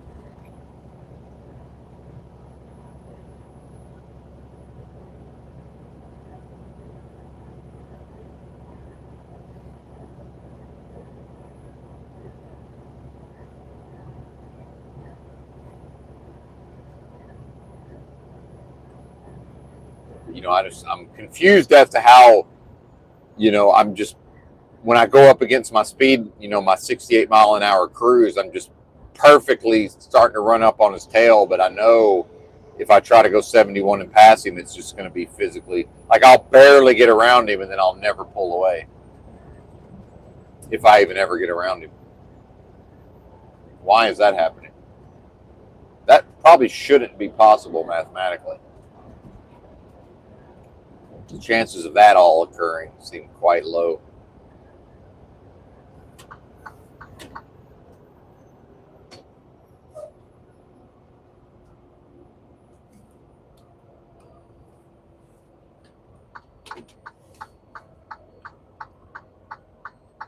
And now, because one car isn't paying attention, we're going 43 with the flashers on because of a truck merging. And I could not get over. And I had no choice but to slow down because I'm a safe driver and I'm not blasting by this guy where if he doesn't keep it in his lane, now there's a gigantic catastrophe of a crash. The risk is simply not worth the reward. Because one car wasn't paying attention to the road or just didn't care. And half of them think it's funny. Half of them will just watch it in their mirror and think that, and that's also your society where a lot of these people will just think that's funny. Ha ha ha, could you believe that that truck had to slam its brakes on and put its flashers on because I, either had no idea or just was right in the way perfectly to keep that guy from being able to get into the fast lane and let that truck merge.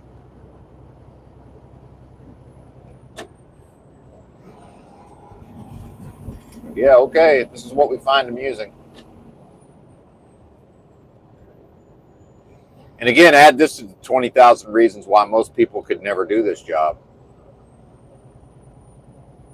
Because I just started to realize, well, maybe this guy's going slow enough that I can pass him. Oh, work area, 60 mile an hour. He probably already knows that this work area was about to appear 60 miles an hour.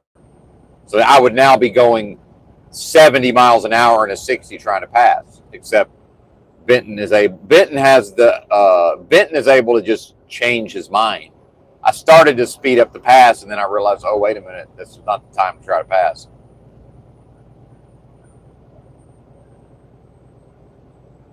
This would be a catastrophe, potentially.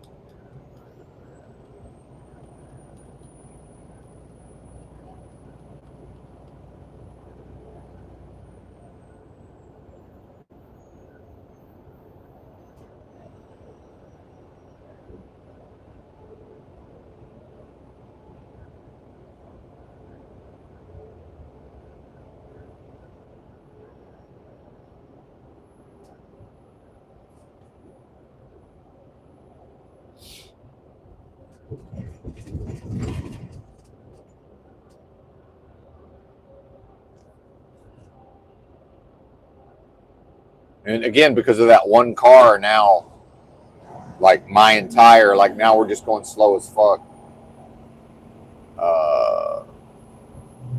You can't do anything about it. Because one car doesn't want to, and feels no responsibility, just doesn't want to watch the road. Even if they're watching the road, it's not their job to either slow down enough to let me get over to pass or to speed up just enough that I can get over to pass. It's a bunch of individuals out here doing individual things. But then also the moment that the system needs everybody to all hands on deck, we're all in this together. Oh, okay, yeah, you're right. It's community immunity. We're all in this together.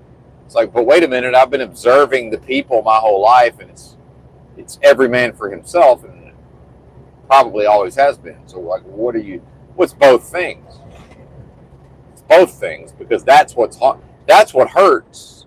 If society picked one and stuck to it, then that's not nearly as painful. If it's just always we're all in this together, then that's great with drawbacks. Or if it's always every man for himself, well, great. I happen to be very aggressive, and I might not want to go out here and be aggressive and take, but it's what society just shows itself to be. Dog eat dog, survival of the fittest. Well, yeah, I like my chances. Historically, your aggressive males with a lot of testosterone tend to do well in those environments. Surprise, surprise. And women in their own way too, of course. But I'm speaking from the male perspective, clearly.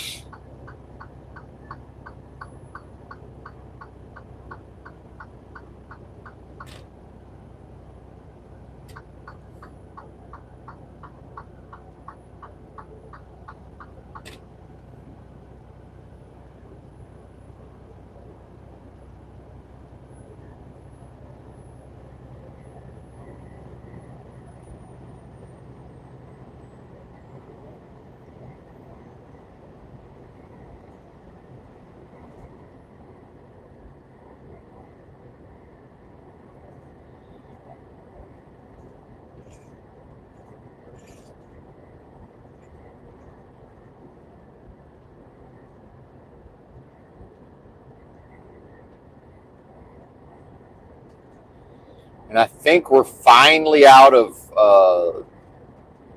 concrete jungle, northeastern urban area. I think finally, right?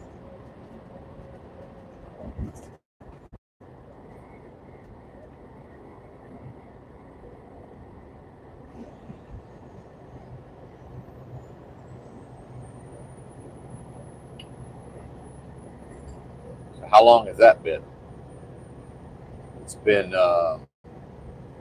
2 hours, 2 solid hours of traffic. It's just now 5:15 in the morning.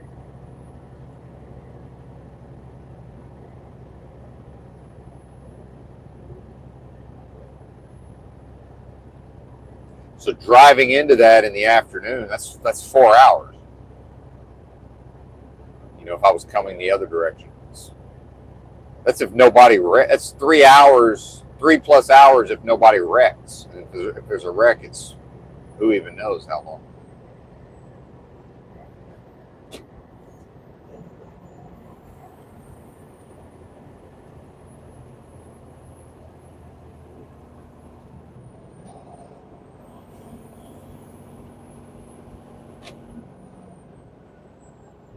Now we're slowing down to 58 because I look in my mirror and there's a car catching us. And I already know based on the way they're driving, they've decided they're just going to run right up my ass and follow me. It's like, yeah, no thanks. How slow do I have to go to get them to pass me?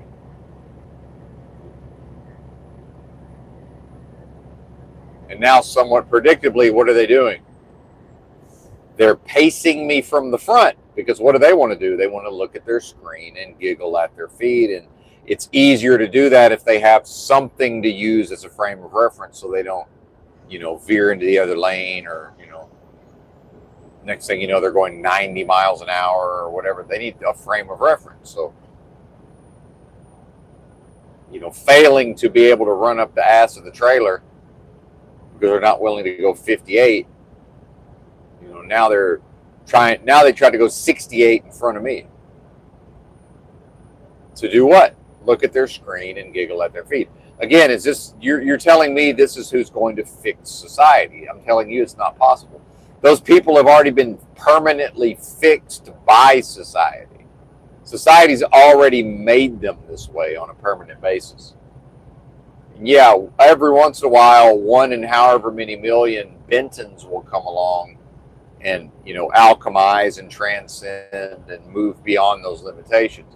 While 99+% of everybody else, what I'm describing is their undoing. And then now we have politics and the never-ending bleatings of the sheep around pretending like any of these issues or problems are in any way fixable. Well, not when individuals can't fix their internal space. How could it ever be possible for a society comprised of those individuals to fix the external space?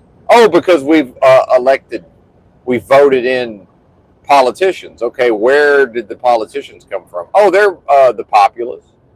Okay, so we picked individuals from the mass, and while recognizing that the individuals are not going to grow and adapt and change to move beyond these limitations, but because groups of them have been elected to government, now things are going to get fixed. Like, how is that logically? And people believe this. Now, they don't believe it in the way I'm describing it, but people actually believe this. Like, for real. And will argue with somebody like me and just fight me to the death.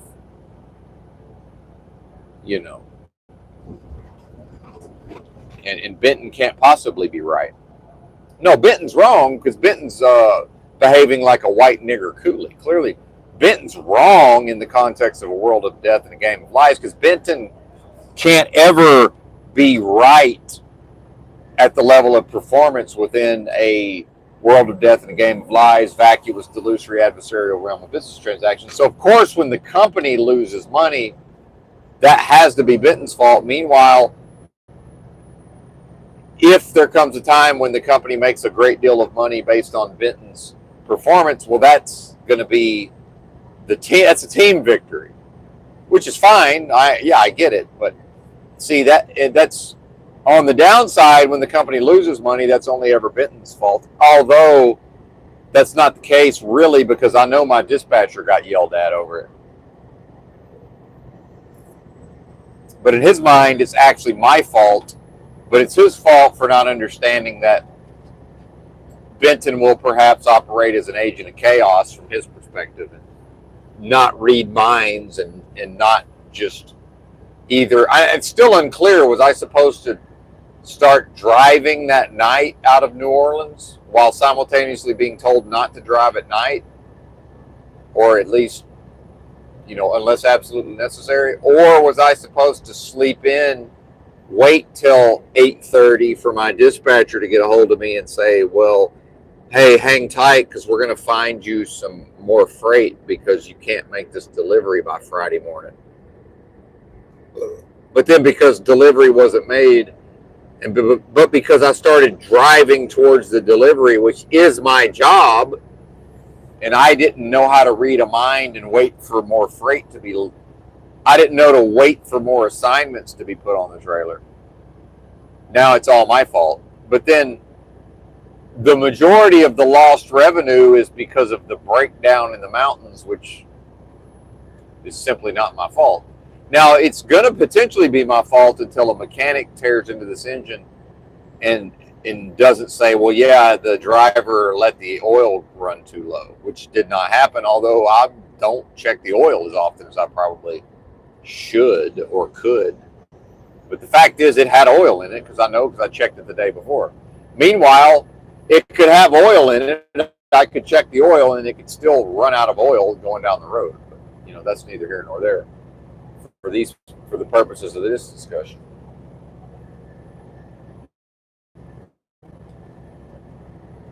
And I finally, talking to my dispatcher yesterday, I said, listen, man, the problem is you're looking for reasons to say no to what I'm saying instead of looking for reasons. You're looking to negate what I'm saying instead of looking to validate what I'm saying. And so I kept talking about a split break, and he's like, why would you do a split break? And I'm like, yo, man, why are you looking to say no to whatever I say versus why, instead of trying to figure out the reason why I might be talking about a split break? And what it is because by the time I sat around the shipper hour after hour after hour, I still had like 3.5 hours to drive, but only because that would technically be a split break, meaning I got to remember to go into the sleeper berth, but he's not understanding that I can still take a 10-hour break. I just got to make sure that part of the 8 hours, I got to make sure part of the 10 hours is either 7 hours or 8 hours in the sleeper berth, meaning in the logging. So in this world, split break means take 3 hours. We do 7 hours in the sleeper later, and then we don't get a full clock, though. So maybe we get 8 hours of drive time instead of... Yeah, that's not what I'm talking about, buddy. I'm talking about extending the 14 and still taking a 10-hour break. And I still don't think he understands, but he's at least pretending to understand. It's like, yeah, that's when I say split break, that's what I mean, buddy. Because last night I was like, yeah, I'm out of hours. So I called him up and I said, well, what does the company expect me to do? Am I supposed to keep driving tonight? Or am I supposed to, I've been off duty for 7 hours. Am I supposed to finish my 10? And then, like, what am I supposed to do? And then they always want to say, well, you're an experienced driver, blah, blah, blah. It's like, yeah, except when I just do what makes sense to me, I keep not getting in trouble, but it keeps things go wrong. And then it's implied that it's my fault. Right. And I know it's not my fault because I'm just doing what I've done at every other company I've worked with. So how can I be wrong when I was not wrong on all the other jobs? So clearly it's them attempting to do a different thing in a different way, but without ever, because see, in their world, they're always going to think, well, he might be recording this, he might be screenshotting this, So anything that sounds like they're pushing me to drive in an unsafe way where they might be legally liable, they're not willing to do that. So then it's all like, oh, well, yeah, you know, you're an experienced driver, you know what to do, yada, yada, yada. But then it's like, okay, that's great, except when I use my best judgment, on the back end, it's constantly like, well, yeah, now we can't make the deliveries, or we can't make money, or we can't do this, or we can't do that. It's like, well, wait a minute, y'all had me go pick up this freight and then didn't tell me when to deliver it, and didn't tell me that, hey, if you can't deliver it by 2 p.m. Friday, then we lose the weekend, but we can put more freight on the trailer if you'll just stay your ass in New Orleans until 10 a.m. Because for some reason they don't want to tell me to stay my ass in New Orleans until 10 a.m. Because probably a lot of these truckers will just quit if you tell them to stay their ass in New Orleans. Because they'll wake up at 3 a.m. with a full clock and they think, hey, I've still got time to escape rush hour New Orleans downtown traffic. How about I hit the fucking road?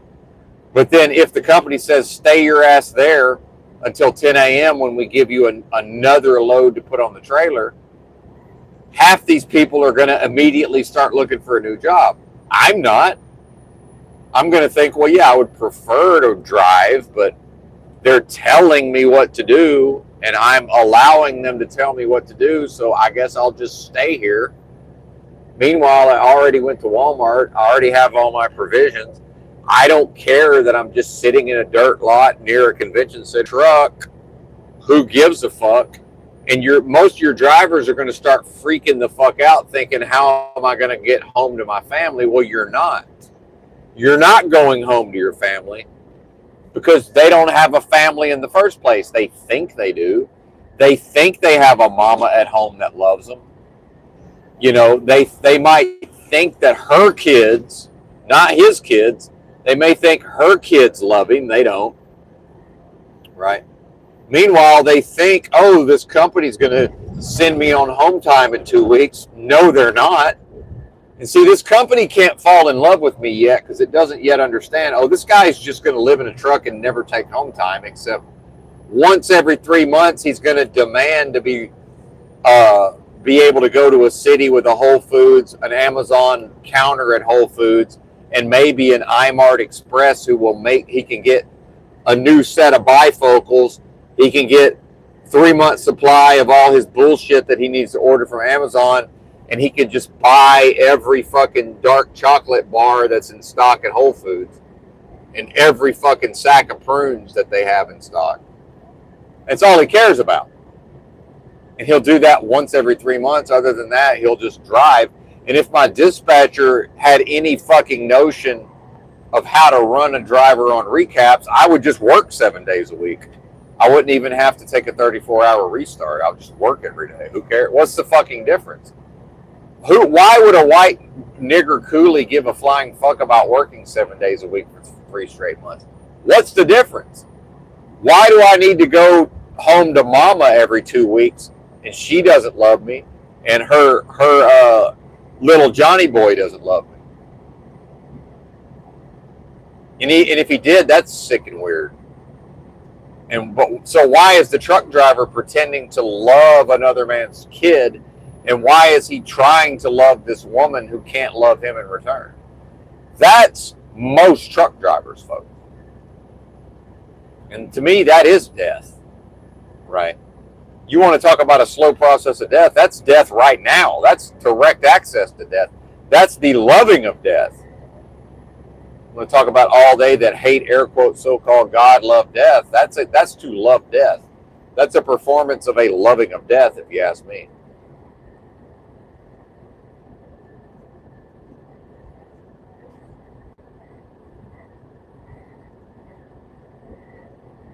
But then let's defend an indefensible system, and let's pretend like America is this great juggernaut, peak of all human civilization that's ever happened, richest nation on earth, as if that's something to aspire to. And so in order to simultaneously believe all of that, status quo social contract, conformity to peer groups is to pretend like the life of a trucker is somehow valid or desirable because they get to go home at some point to their loving families. If they love their families, why are they living in a big rig hauling freight all around the goddamn country like white nigger coolies? My apologies for yelling.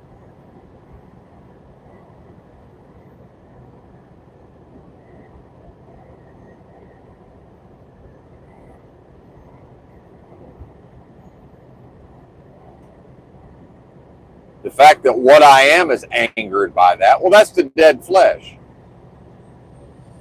The spirit of what I am that seemingly is encased within this dead flesh, well, the dead flesh has mechanisms that are able to seemingly, at the level of waking dream, surrealistic unreality, respond with anger. And the fact is, because the being spent so many years and days and months and weeks and decades improperly identified and experienced such great anger and resentment as a result, well, there is still unresolved, unhealed, unreleased resentment and anger stagnated within the dead flesh of the individual. So, in fact, that was anger seeking an outlet in a way, and certainly Benton feels the healing. I feel of whatever that is.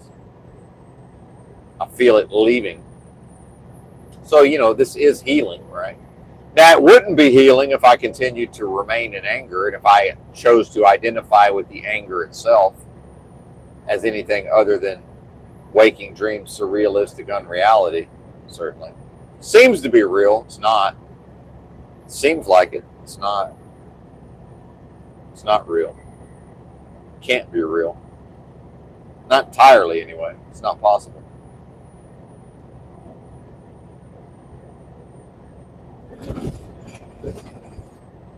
And it reminds me one time when this woman called, because Patrice O'Neal used to go on the Opie and Anthony show, and he would just talk, spit game about women and active bitch management and all of this, all of these tricks and tactics, right? And for managing a goofy broad. And these women used to love to call up and try to challenge him and give him shit and try to prove him wrong. And one of them called talking about, oh, well, my man would never this and never that. And talking about, well, her husband loves her and they have this loving relationship. And of course, Patrice is skeptical and dubious. And so, as she's telling her story, it comes out that he's a long haul truck driver. And she's like, well, yeah, of course you guys get along. He ain't there. He said, ma'am, he would rather sleep at a way station. He would rather, because Patrice is smart enough to understand, and Patrice was empathetic enough to understand something about the life of a long-haul trucker, and because Patrice used to drive a car traveling to all these stand-up comedy gigs, he eventually passed enough way stations to figure out, well, what the fuck is a way station? And then to say, why are there all those big rigs parked at the way station? Oh, there's truck drivers asleep in those trucks, because the government won't let them drive until they get a rest. And so he's like, yeah, ma'am, your husband loves you. So he loves you because he's able to tolerate you as long as he can go sleep at a way station 6 out of 7 nights. Or, most of the month. Right. And boy, you could tell it just burned her up. That's not true. That's not true. Yeah, it is. It is true. Absolutely, it's true.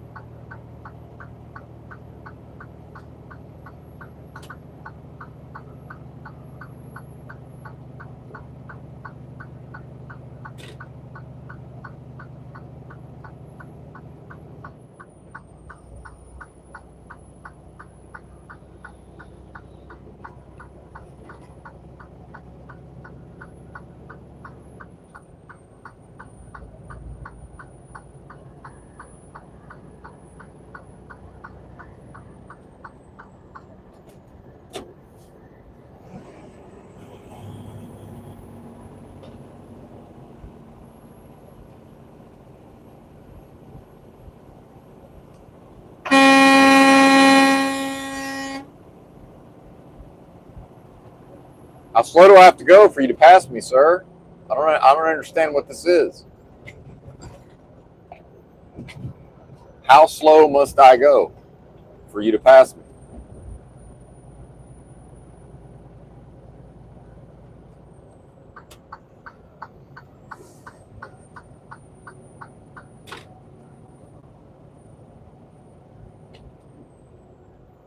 Just give me a number.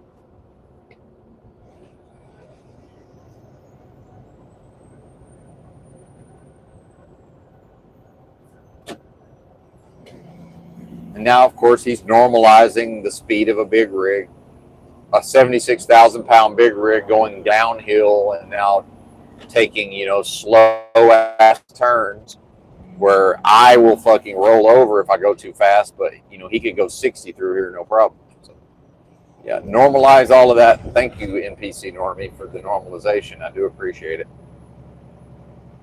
Thanks. And hopefully the sarcasm detector is not broken. Hopefully.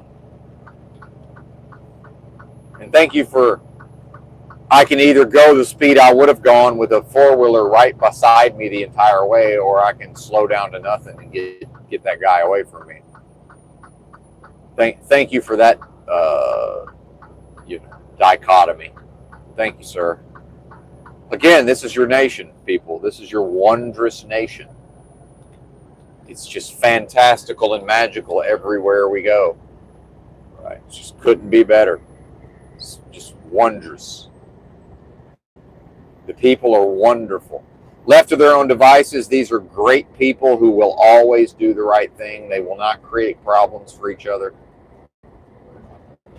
They will not prey upon each other.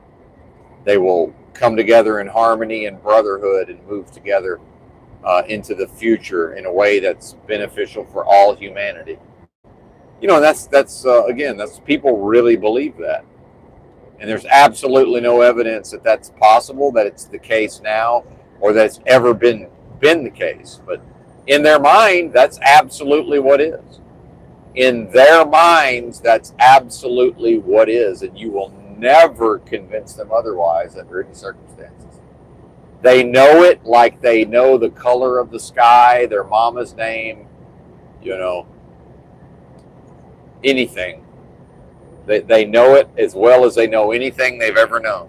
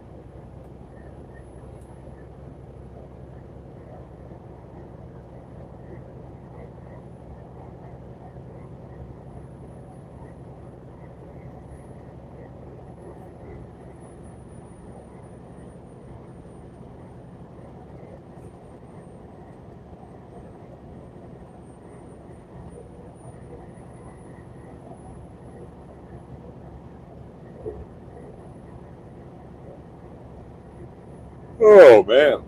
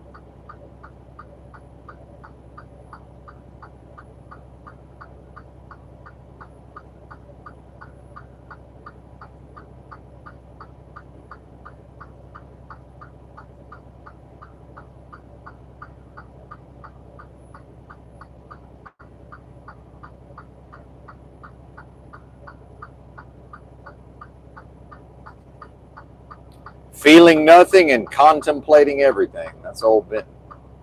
If you're wondering what I've been doing for the last 15 or so seconds of silence, it's called contemplation.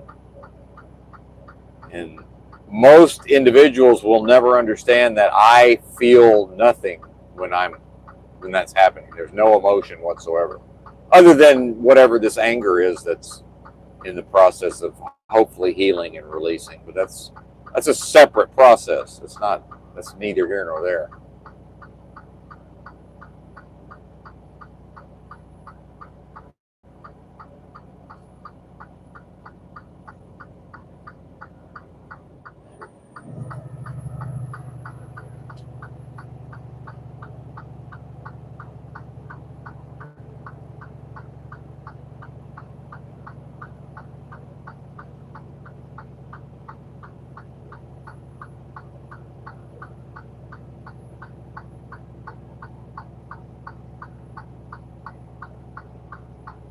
"32 miles an hour up a hill."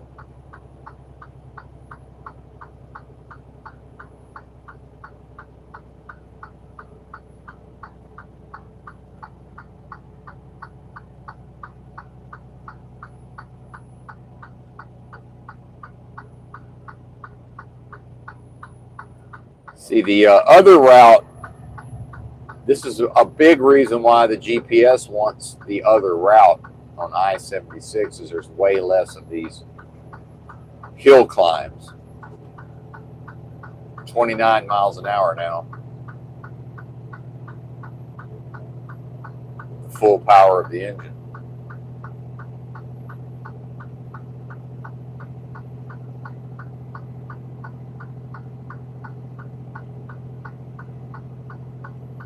Dragging 76,000 pounds up the mountain.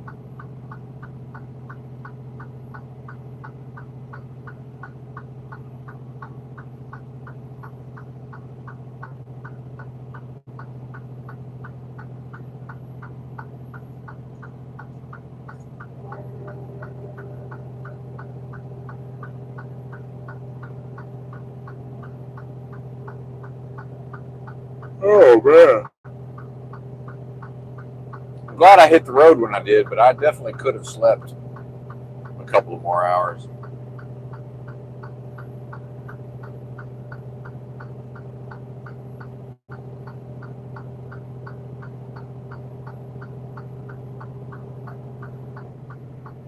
Oh, and then, you know, the dispatcher last night tried to send me to this stop, one where I ended up load this morning. Like a newer truck stop, and people don't know about it yet. And that's his way of saying, because the driver is just going to be like, well, hey, man, I hope you understand all the parking's full this time of night. Like, there's nowhere to park. Oh, well, this is a newer truck stop. Not a lot of people know about it. Yeah, maybe that's true, but I hope we realize that as time goes by, that at some point no longer becomes true. And I said, meanwhile, I'm still in a dock getting loaded. I'm not even free to go yet. So I said, I bet you $100 by the time if I roll out of here tonight to go park at this truck stop, I bet you $100 that when I get there, there's nowhere to park. Which I didn't go there, so I have no idea. But what does he care, though? And see, this is my only other male Eastern European dispatcher. I eventually fired him, meaning I just said he's not my dispatcher anymore. And, you know, I was a good enough driver and made that company enough money, I was able to do that. But because he's a bullshit artist. He just would say things that either he should have known weren't true, or he knew weren't true, or he just doesn't care. So it's kind of the same thing, which is, you know. Meanwhile, I wouldn't try to send him to a truck stop where there's not going to be anywhere to park. Like, well, okay, now I'm at the truck stop. And probably what I should just do is go to the truck stop and then call him when I get there. Hey, there's nowhere to park. What do you want me to do now? And then he'll be like, why are you asking me? You're an experienced truck driver. And I'll be like, yeah, exactly. That's why I wouldn't have came here if you hadn't told me to. So, like, which is it? Are you going to tell me what to do, or am I just going to do my thing and we're just going to figure it the fuck out? Meaning, tell me when you want the goddamn load delivered and I'll have it there on time. But part of the thing is they don't want to tell me what they're planning for me to do next.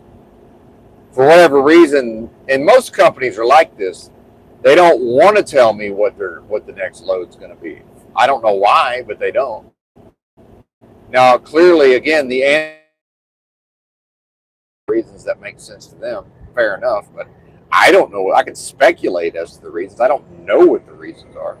I can speculate, but so the thing is, if they tell me, here's your appointment time, but they know they're going to have me try to pick up a load later that day, well, I might not get there with enough clock to pick up the next load. Because I don't know about the next load. All I know is there's going to be a next load. Let's see.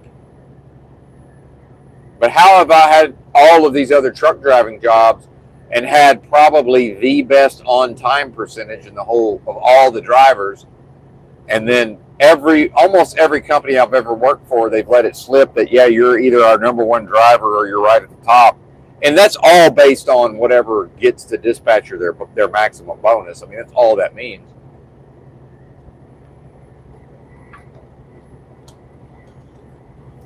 But then on my last job and on this job, now all of a sudden I'm white nigger coolie, everything's my fault.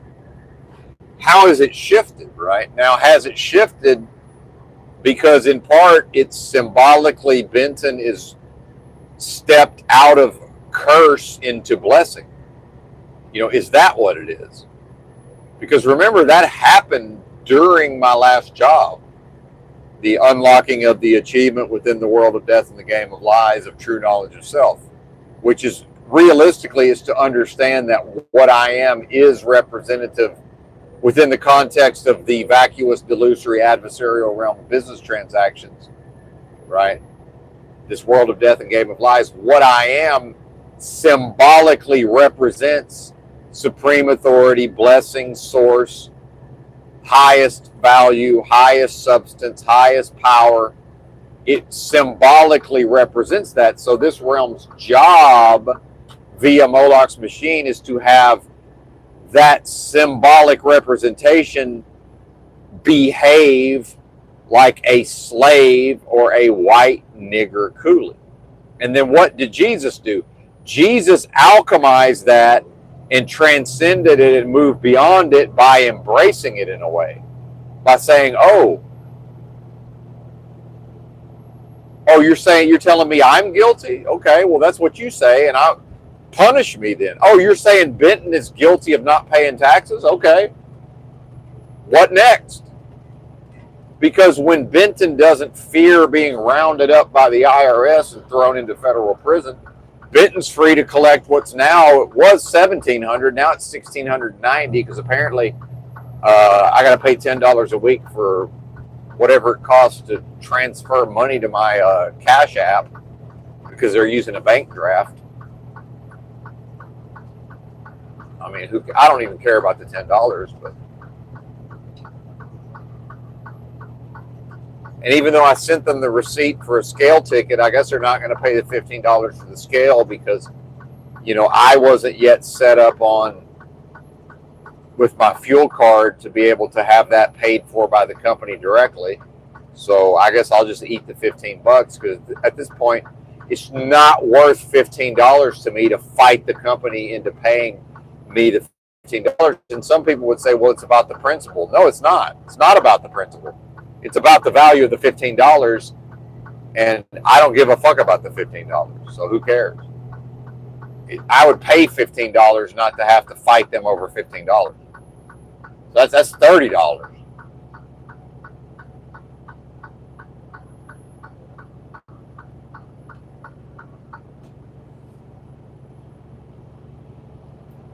And they may not pay me for this $10 I came out of pocket for fifth wheel grease. We'll see. I mean, I'll submit the receipt, but you know, once they send me the message of, hey man, you can send us all the fucking receipts in the world, we ain't paying for none of that. It's like, okay, now I know, either don't buy it or just assume that I'm, again, as a contractor, I'm paying for my own fifth wheel grease. Okay. Whatever. That's called nickel and diming the driver. Well, Benton accepts that on some level. That is the white nigger coolie version. I mean, yeah, sure. Just like I met this two black fellas working for this company called Super Ego and its subsidiaries, and one of them's making about $500 a week, driving some insane number of miles, and then the other guy's making $0 per week. And they say, "How is that possible?" Oh, it's possible, I assure you. And then every once in a while, so he doesn't starve to death, he's getting, some minor amount of money when they decide that he's no longer in the hole, meaning he doesn't owe them any money.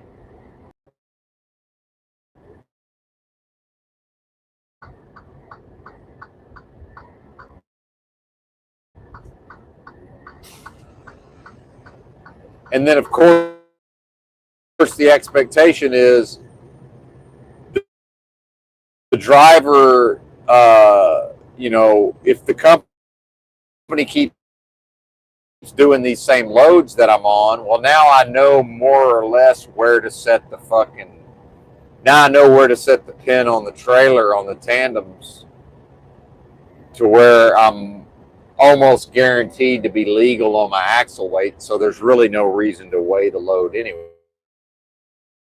So it's like, why even? And I don't even really days to get a new. It's like, so there is no rework. Now it's like, okay, company, am I just supposed to? And just looking at the way this technology works. So I look down, it says reconnecting. Oh, okay, I know what to do. Go to my main phone, airplane mode. Go airplane mode on, airplane mode off, hotspot on. Go to the phone I'm streaming from. Manually tell it to connect to Wi-Fi. Now we're back online. How does the technology not know to do all that? How come I know how to do that in the technology? Like, it doesn't even make sense. And I know people will rush in and say, well, it's because of this, that, and the third. What I'm saying is, this could be programmed to figure it out for itself. Right. Like, the fact that that's even a thing in the first place, that's insane. That's insane in 2025. That fixes the connectivity issue. But it does. Why doesn't the phone know to go into airplane mode, come out of airplane mode, turn the hotspot on? And why doesn't it know to tell the other phone to reconnect to the hotspot? It absolutely could do all of that right now. Absolutely, it could.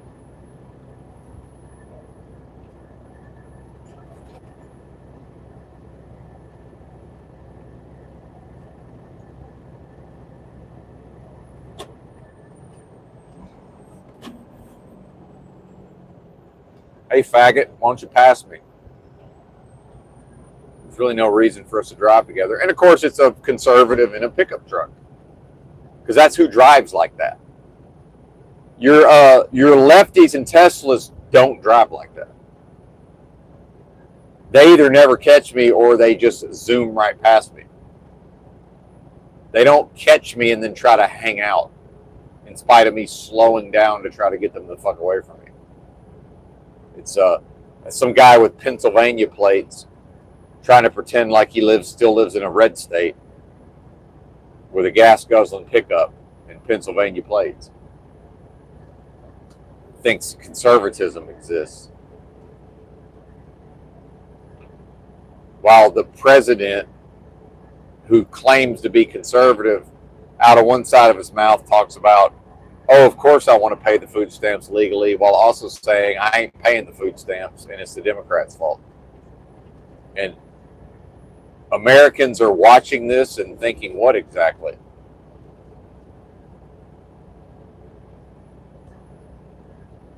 Well, not much at all, because they're not thinking. Obviously.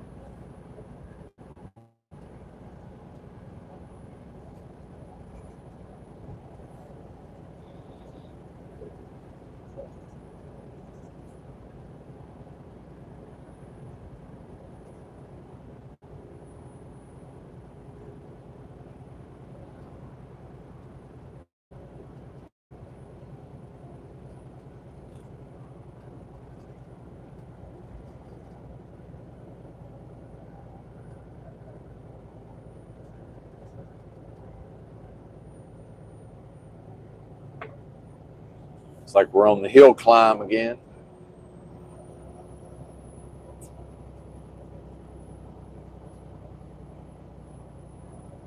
But it'll be interesting when I pick up another one of these loads that won't be deliverable in the time that they want it delivered. That's one of our normal customers. That's going to be interesting. Because I'm just going to be up in their ass the whole way, like, okay, what do y'all want me to do? What do y'all want me to do? And they're just going to try to not answer. It's going to be hilarious.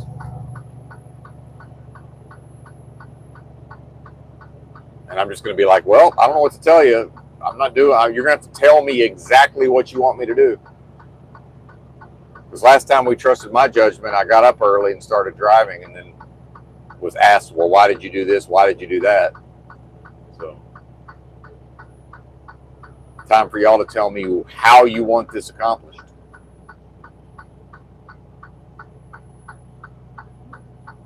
Oh, but now if shit goes wrong, it's your fault? Okay. Interesting. Maybe that's why they don't want to answer. Interesting.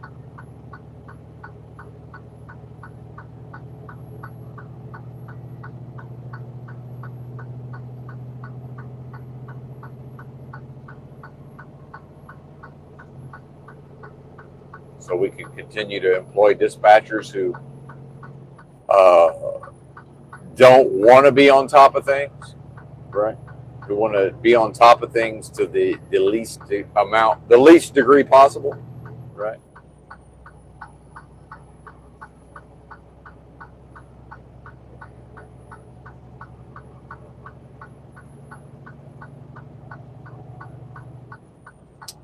Reminds me of being working at a computer store, which that's one of the few jobs I really like. That. Well, I can't even say that.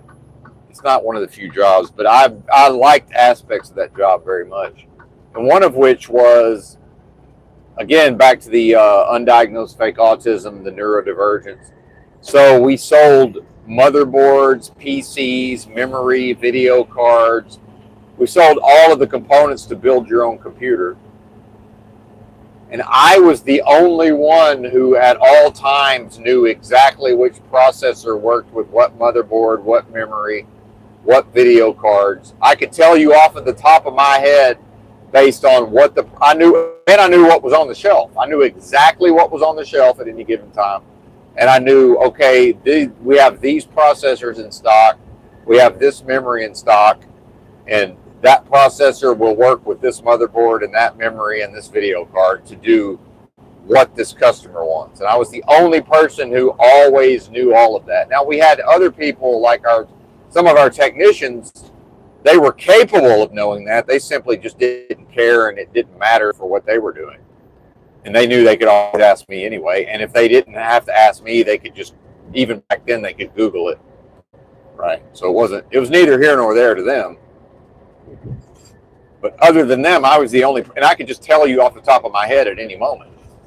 So if I was a dispatcher, I would know just off the top of my head at any moment. I would know, well, why is Benton talking about doing a split break? Oh, he's talking about pausing his 14. So he's still able to drive without using the personal conveyance, because when he's had most of his previous truck driving jobs, they would not let him use the PC, or if they did, he could only use it under very strict circumstances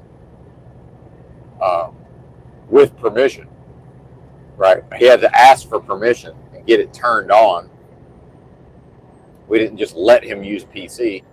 And so he's not talking about doing a split break, meaning he's going to, after 8 hours, he's just going to drive whatever drive time it lets him drive, and if it's not 11 hours, that's not going to be enough time. No, he means he's still going to take a full 10-hour break. He's just going to make sure that he's at least in the sleeper long enough to not go into violation, because he's working beyond 14 hours, which I did yesterday. I worked beyond 14 hours. I didn't drive beyond 14 hours. I worked beyond 14 hours. And guess what? I'm legally allowed to work beyond 14 hours. I just can't drive without doing a split break. I just can't drive beyond 14 hours. So I could have gone on duty in order to do what? Pull out of the dock, close the doors, all the bullshit they want me to do. But then now, guess what? I have to take 10 hours before I can drive. So, of course, we're just going to stay off duty that whole time to not have to take a full 10-hour rest. So I'm already doing my job without taking a full 10-hour actual rest. And sometimes I pull into a way station or a rest area rather, and it says, after 11 hours driving, you need 10 hours of rest. And I'm just looking at that like, well, it's built into the fucking gray areas. It's built into the regulations where I don't have to take 10 hours of rest in order to drive 11 hours. So what are we even talking about? Do we care about safety and rest, or do we not care about safety and rest? Well, it's both, and it's situational. It depends. But society wants to be able to pretend like, well, of course we care about this, and that's why there's these rules and regulations. That's why they're strictly adhered to. And I'm like, well, they're not strictly adhered to. Number one. Number two, in fact, in order to, it's always going to come down to profitability and making money. So that's more important than the so-called safety that this is supposedly aiming to achieve. The profit is clearly more important than that, undeniably. Inarguably, undeniably.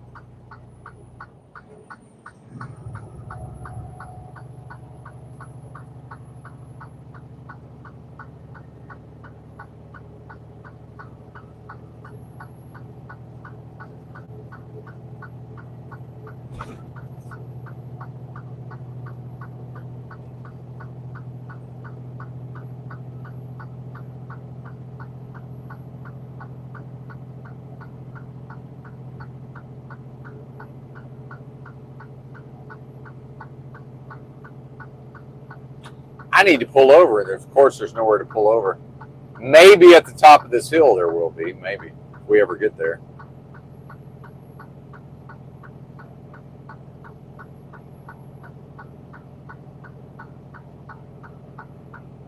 At 32 miles an hour.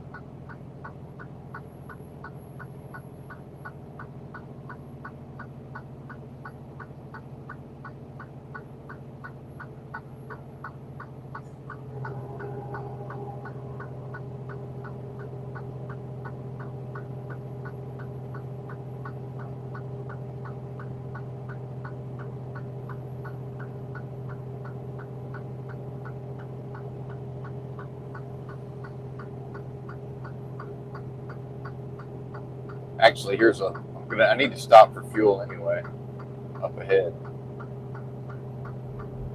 For some reason, there's very few truck stops out here. For whatever reason. Probably because everybody's up on I-76. Or my ass should be.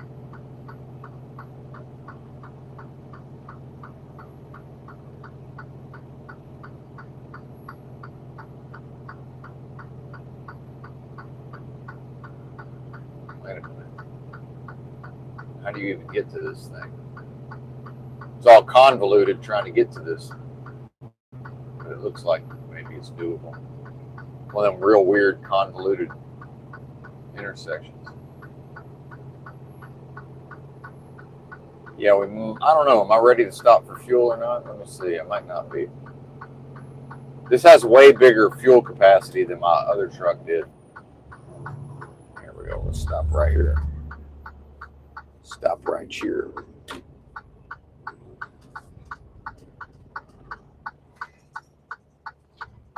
Not the best place to stop, but there's technically 3 lanes here, although one of them's ending. And whoever, if they do end up close to me, they're going to be going slow as fuck anyway. So who cares? Let me figure out. So I might not even take a 30-minute break if I'm going to end up stopping for 2 hours outside of Indy to miss their rush hour. I got to remind myself to do that. All right. BRB.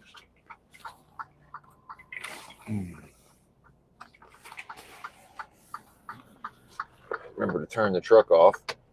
They don't want me idling because this has the battery-powered APU.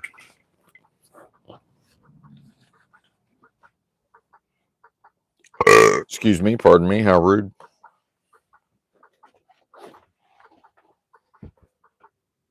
But yeah, you know, the new truck, of course, better overall. Of course it is. How could it not be? Look out the curtains, make sure we're not rolling. There's always that, believe it or not, that does happen. It's eventually, it's like, wait a minute, I'm back in the sleeper. I'm about to start doing what I'm doing. Oh, wait a minute, we're rolling. Oh, shit. I think that happens to pretty much all of us at some point. And it's like, how quickly can I leap into the seat? It's always fun.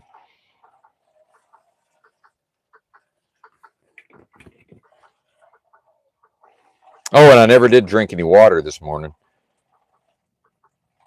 I don't like to drink cold water. Supposedly it's bad for the liver, so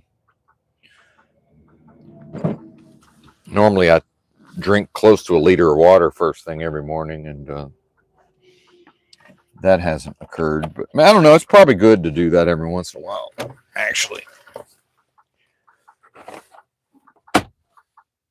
Not even that thirsty. Let's see, I think it's fruit time. That'll hydrate us a little bit. Oh, I had a watermelon yesterday.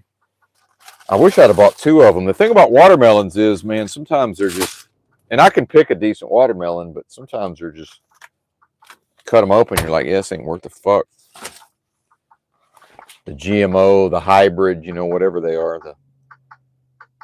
whatever they do to make them seedless and all that.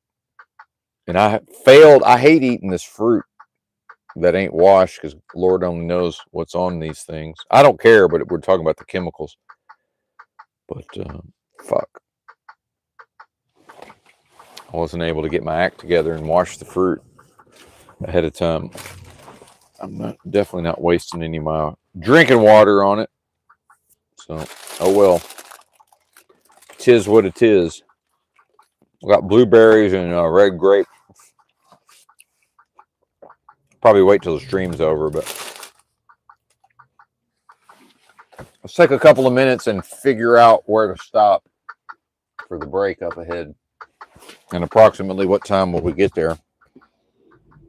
And we got a time change coming in at some point. So bear with me.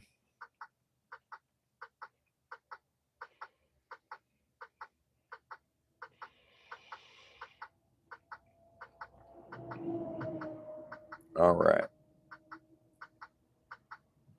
Oh, we're not going through Indy. My bad. Columbus. That's, you can probably get, it's probably not even going to matter. Probably get through Columbus without much of a bother. I mean, they have traffic there, but it's not like an insane rush hour typically.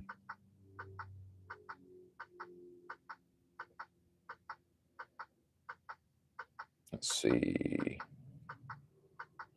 Fuck yeah, there's nowhere to fuel out here. There's not another Love's. Let's see. If I don't stop at this next one, there's not a Love's until how many miles?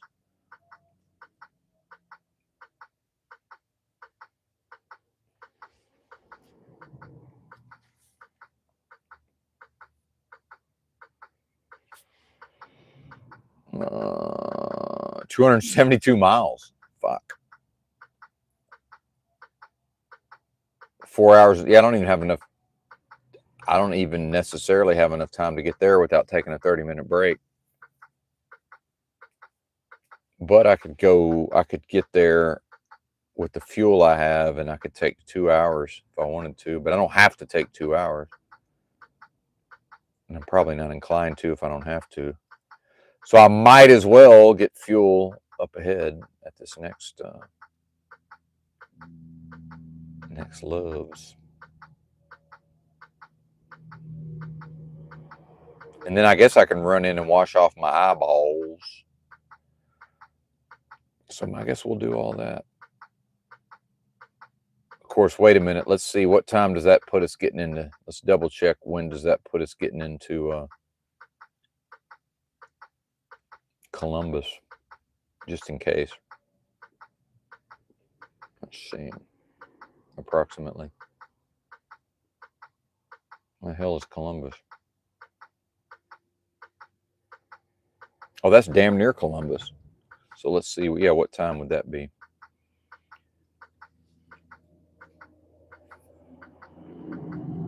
Yeah, 10:30 Eastern, which I believe is local time.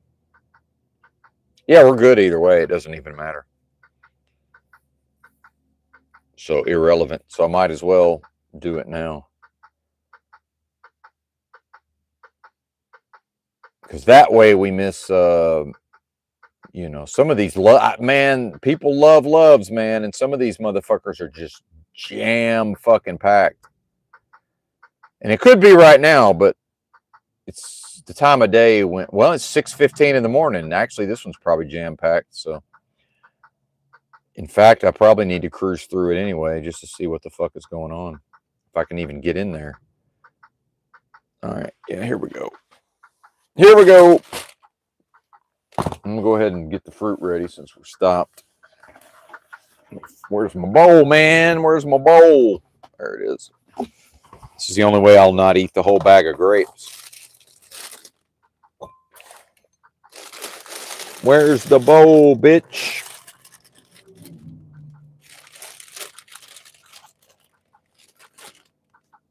All right. And we got to get the seedless rather. God, the ones with the seeds are so much better. So much better. All right. Let's go. Let's go.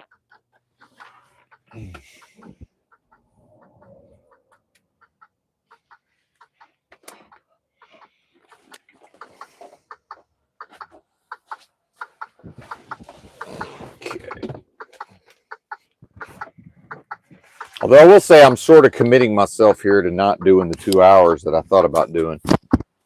And then we get into, is there a Walmart nearby? Let me double check that. Maybe there's a Walmart near that other Love's. Let's see. That could be the X factor. There is not. Okay. Well, there kind of is, but it's far away. So, how far away? I ain't gonna want to fuck with that. I can wait till tomorrow for groceries anyway. Ah, fuck. There's rigs parked in the lot though. Anyway, I'm not fucking with it. I ain't fucking with it right now. Let's see how much fuel we got.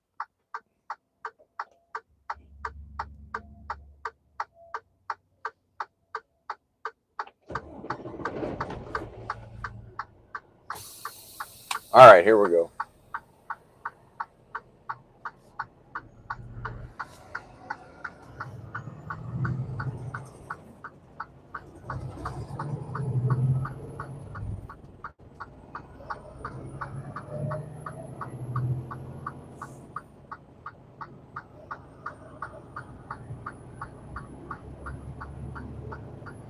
It's funny because I look in my rear view and the first thing I see is somebody driving a pickup truck going, "Oh my God, something's happening, slow down." It's like, yeah, there's a big rig on the shoulder getting up to speed, about to merge in. That's such a bad instinct people have is, "Oh my God, something's happening, slow down." Yeah, I hope you understand that that's proper driving. It's not necessarily just to slow down when something happens. It's such a strange instinct.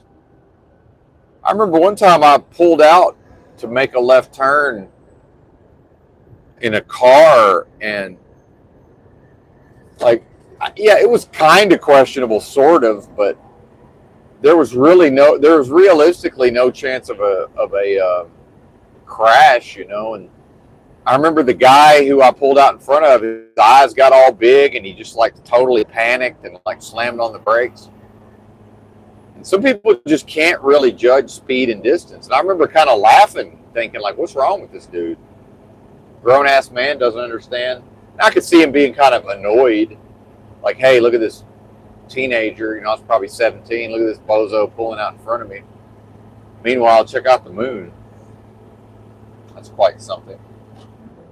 It's like he just like went into straight panic mode. I wonder if he's on drugs or something. It's very bizarre. That's the fact that I still remember it. In fact.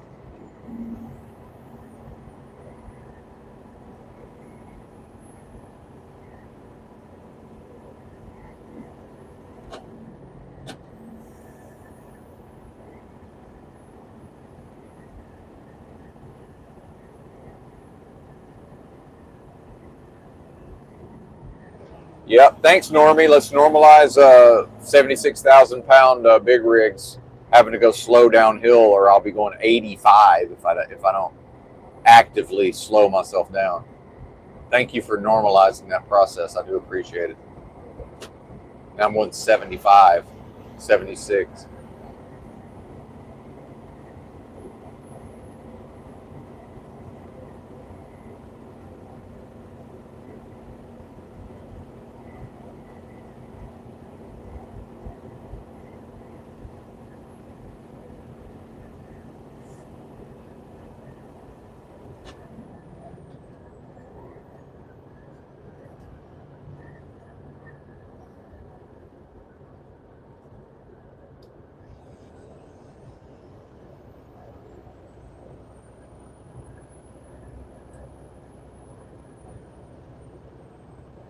I forgot. I need to get another glass bowl. Not for. It's funny. That would have a different meaning at a certain time, but for food, glass bowl for food. Forgot when I was at Walmart.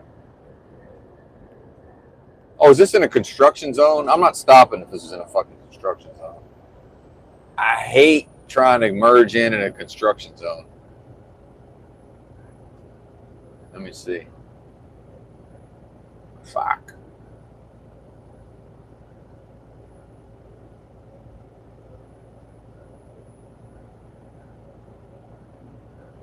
Considering it's 6:20 in the morning, this is the only Love's for hundreds of miles. I bet this thing is just absolutely jammed.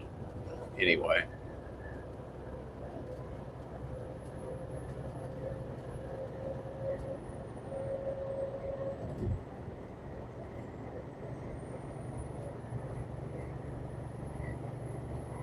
Let's see.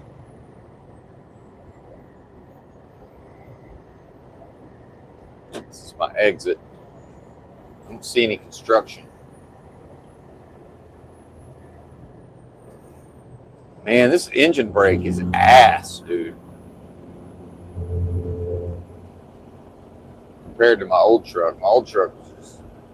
In fact, that's when the engine seized up, is when I put the engine brake on.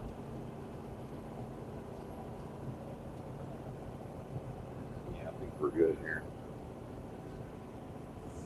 Give it a shot. We're gonna see what she looks like.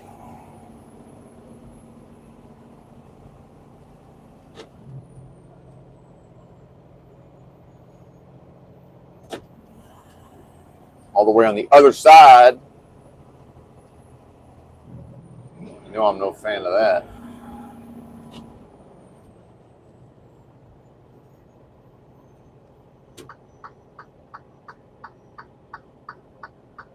I guess that's a super moon, I'm guessing.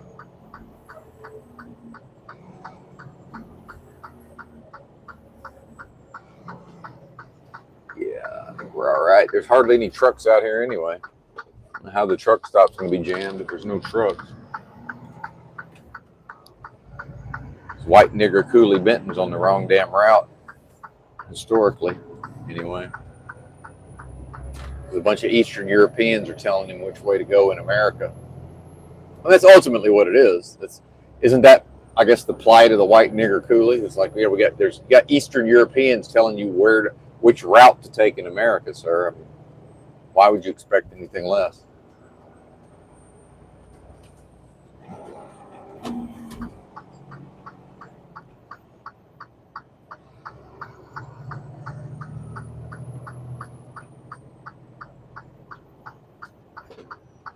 Now we get to wait with a green light for Super Trucker to come make his turn. Come on, Super Trucker. And we got four-wheeler behind. They don't know what to do.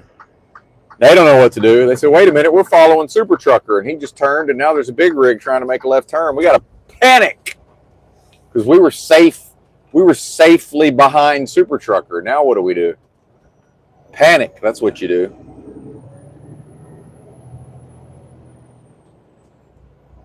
Panic, straight panic mode. Yeah, this is a no-go. And Super Trucker, he sees that this ain't gonna happen. So Super Trucker busts a Yui. I'm busting the Yui. So that was a complete waste, but that's all right. We're still gonna eat our fruit. And it's good to, it's kind of good to confirm that the instincts are correct.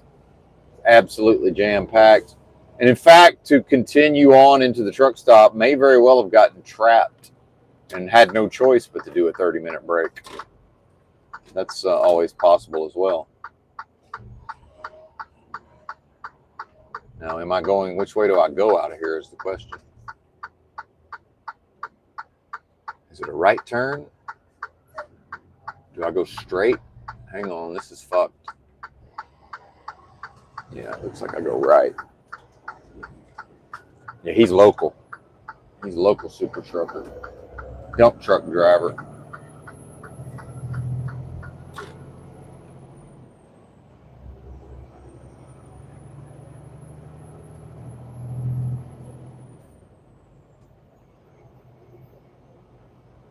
Now, what did that waste off our drive time? It's going to end up being about 5 minutes. Set fire to about 5 minutes. Oh, and now we got we hate trucks, local, four-wheeler up our ass. Just, completely annoyed. Oh my God, big trucks. Yeah, big trucks exist. I hate to break it to you.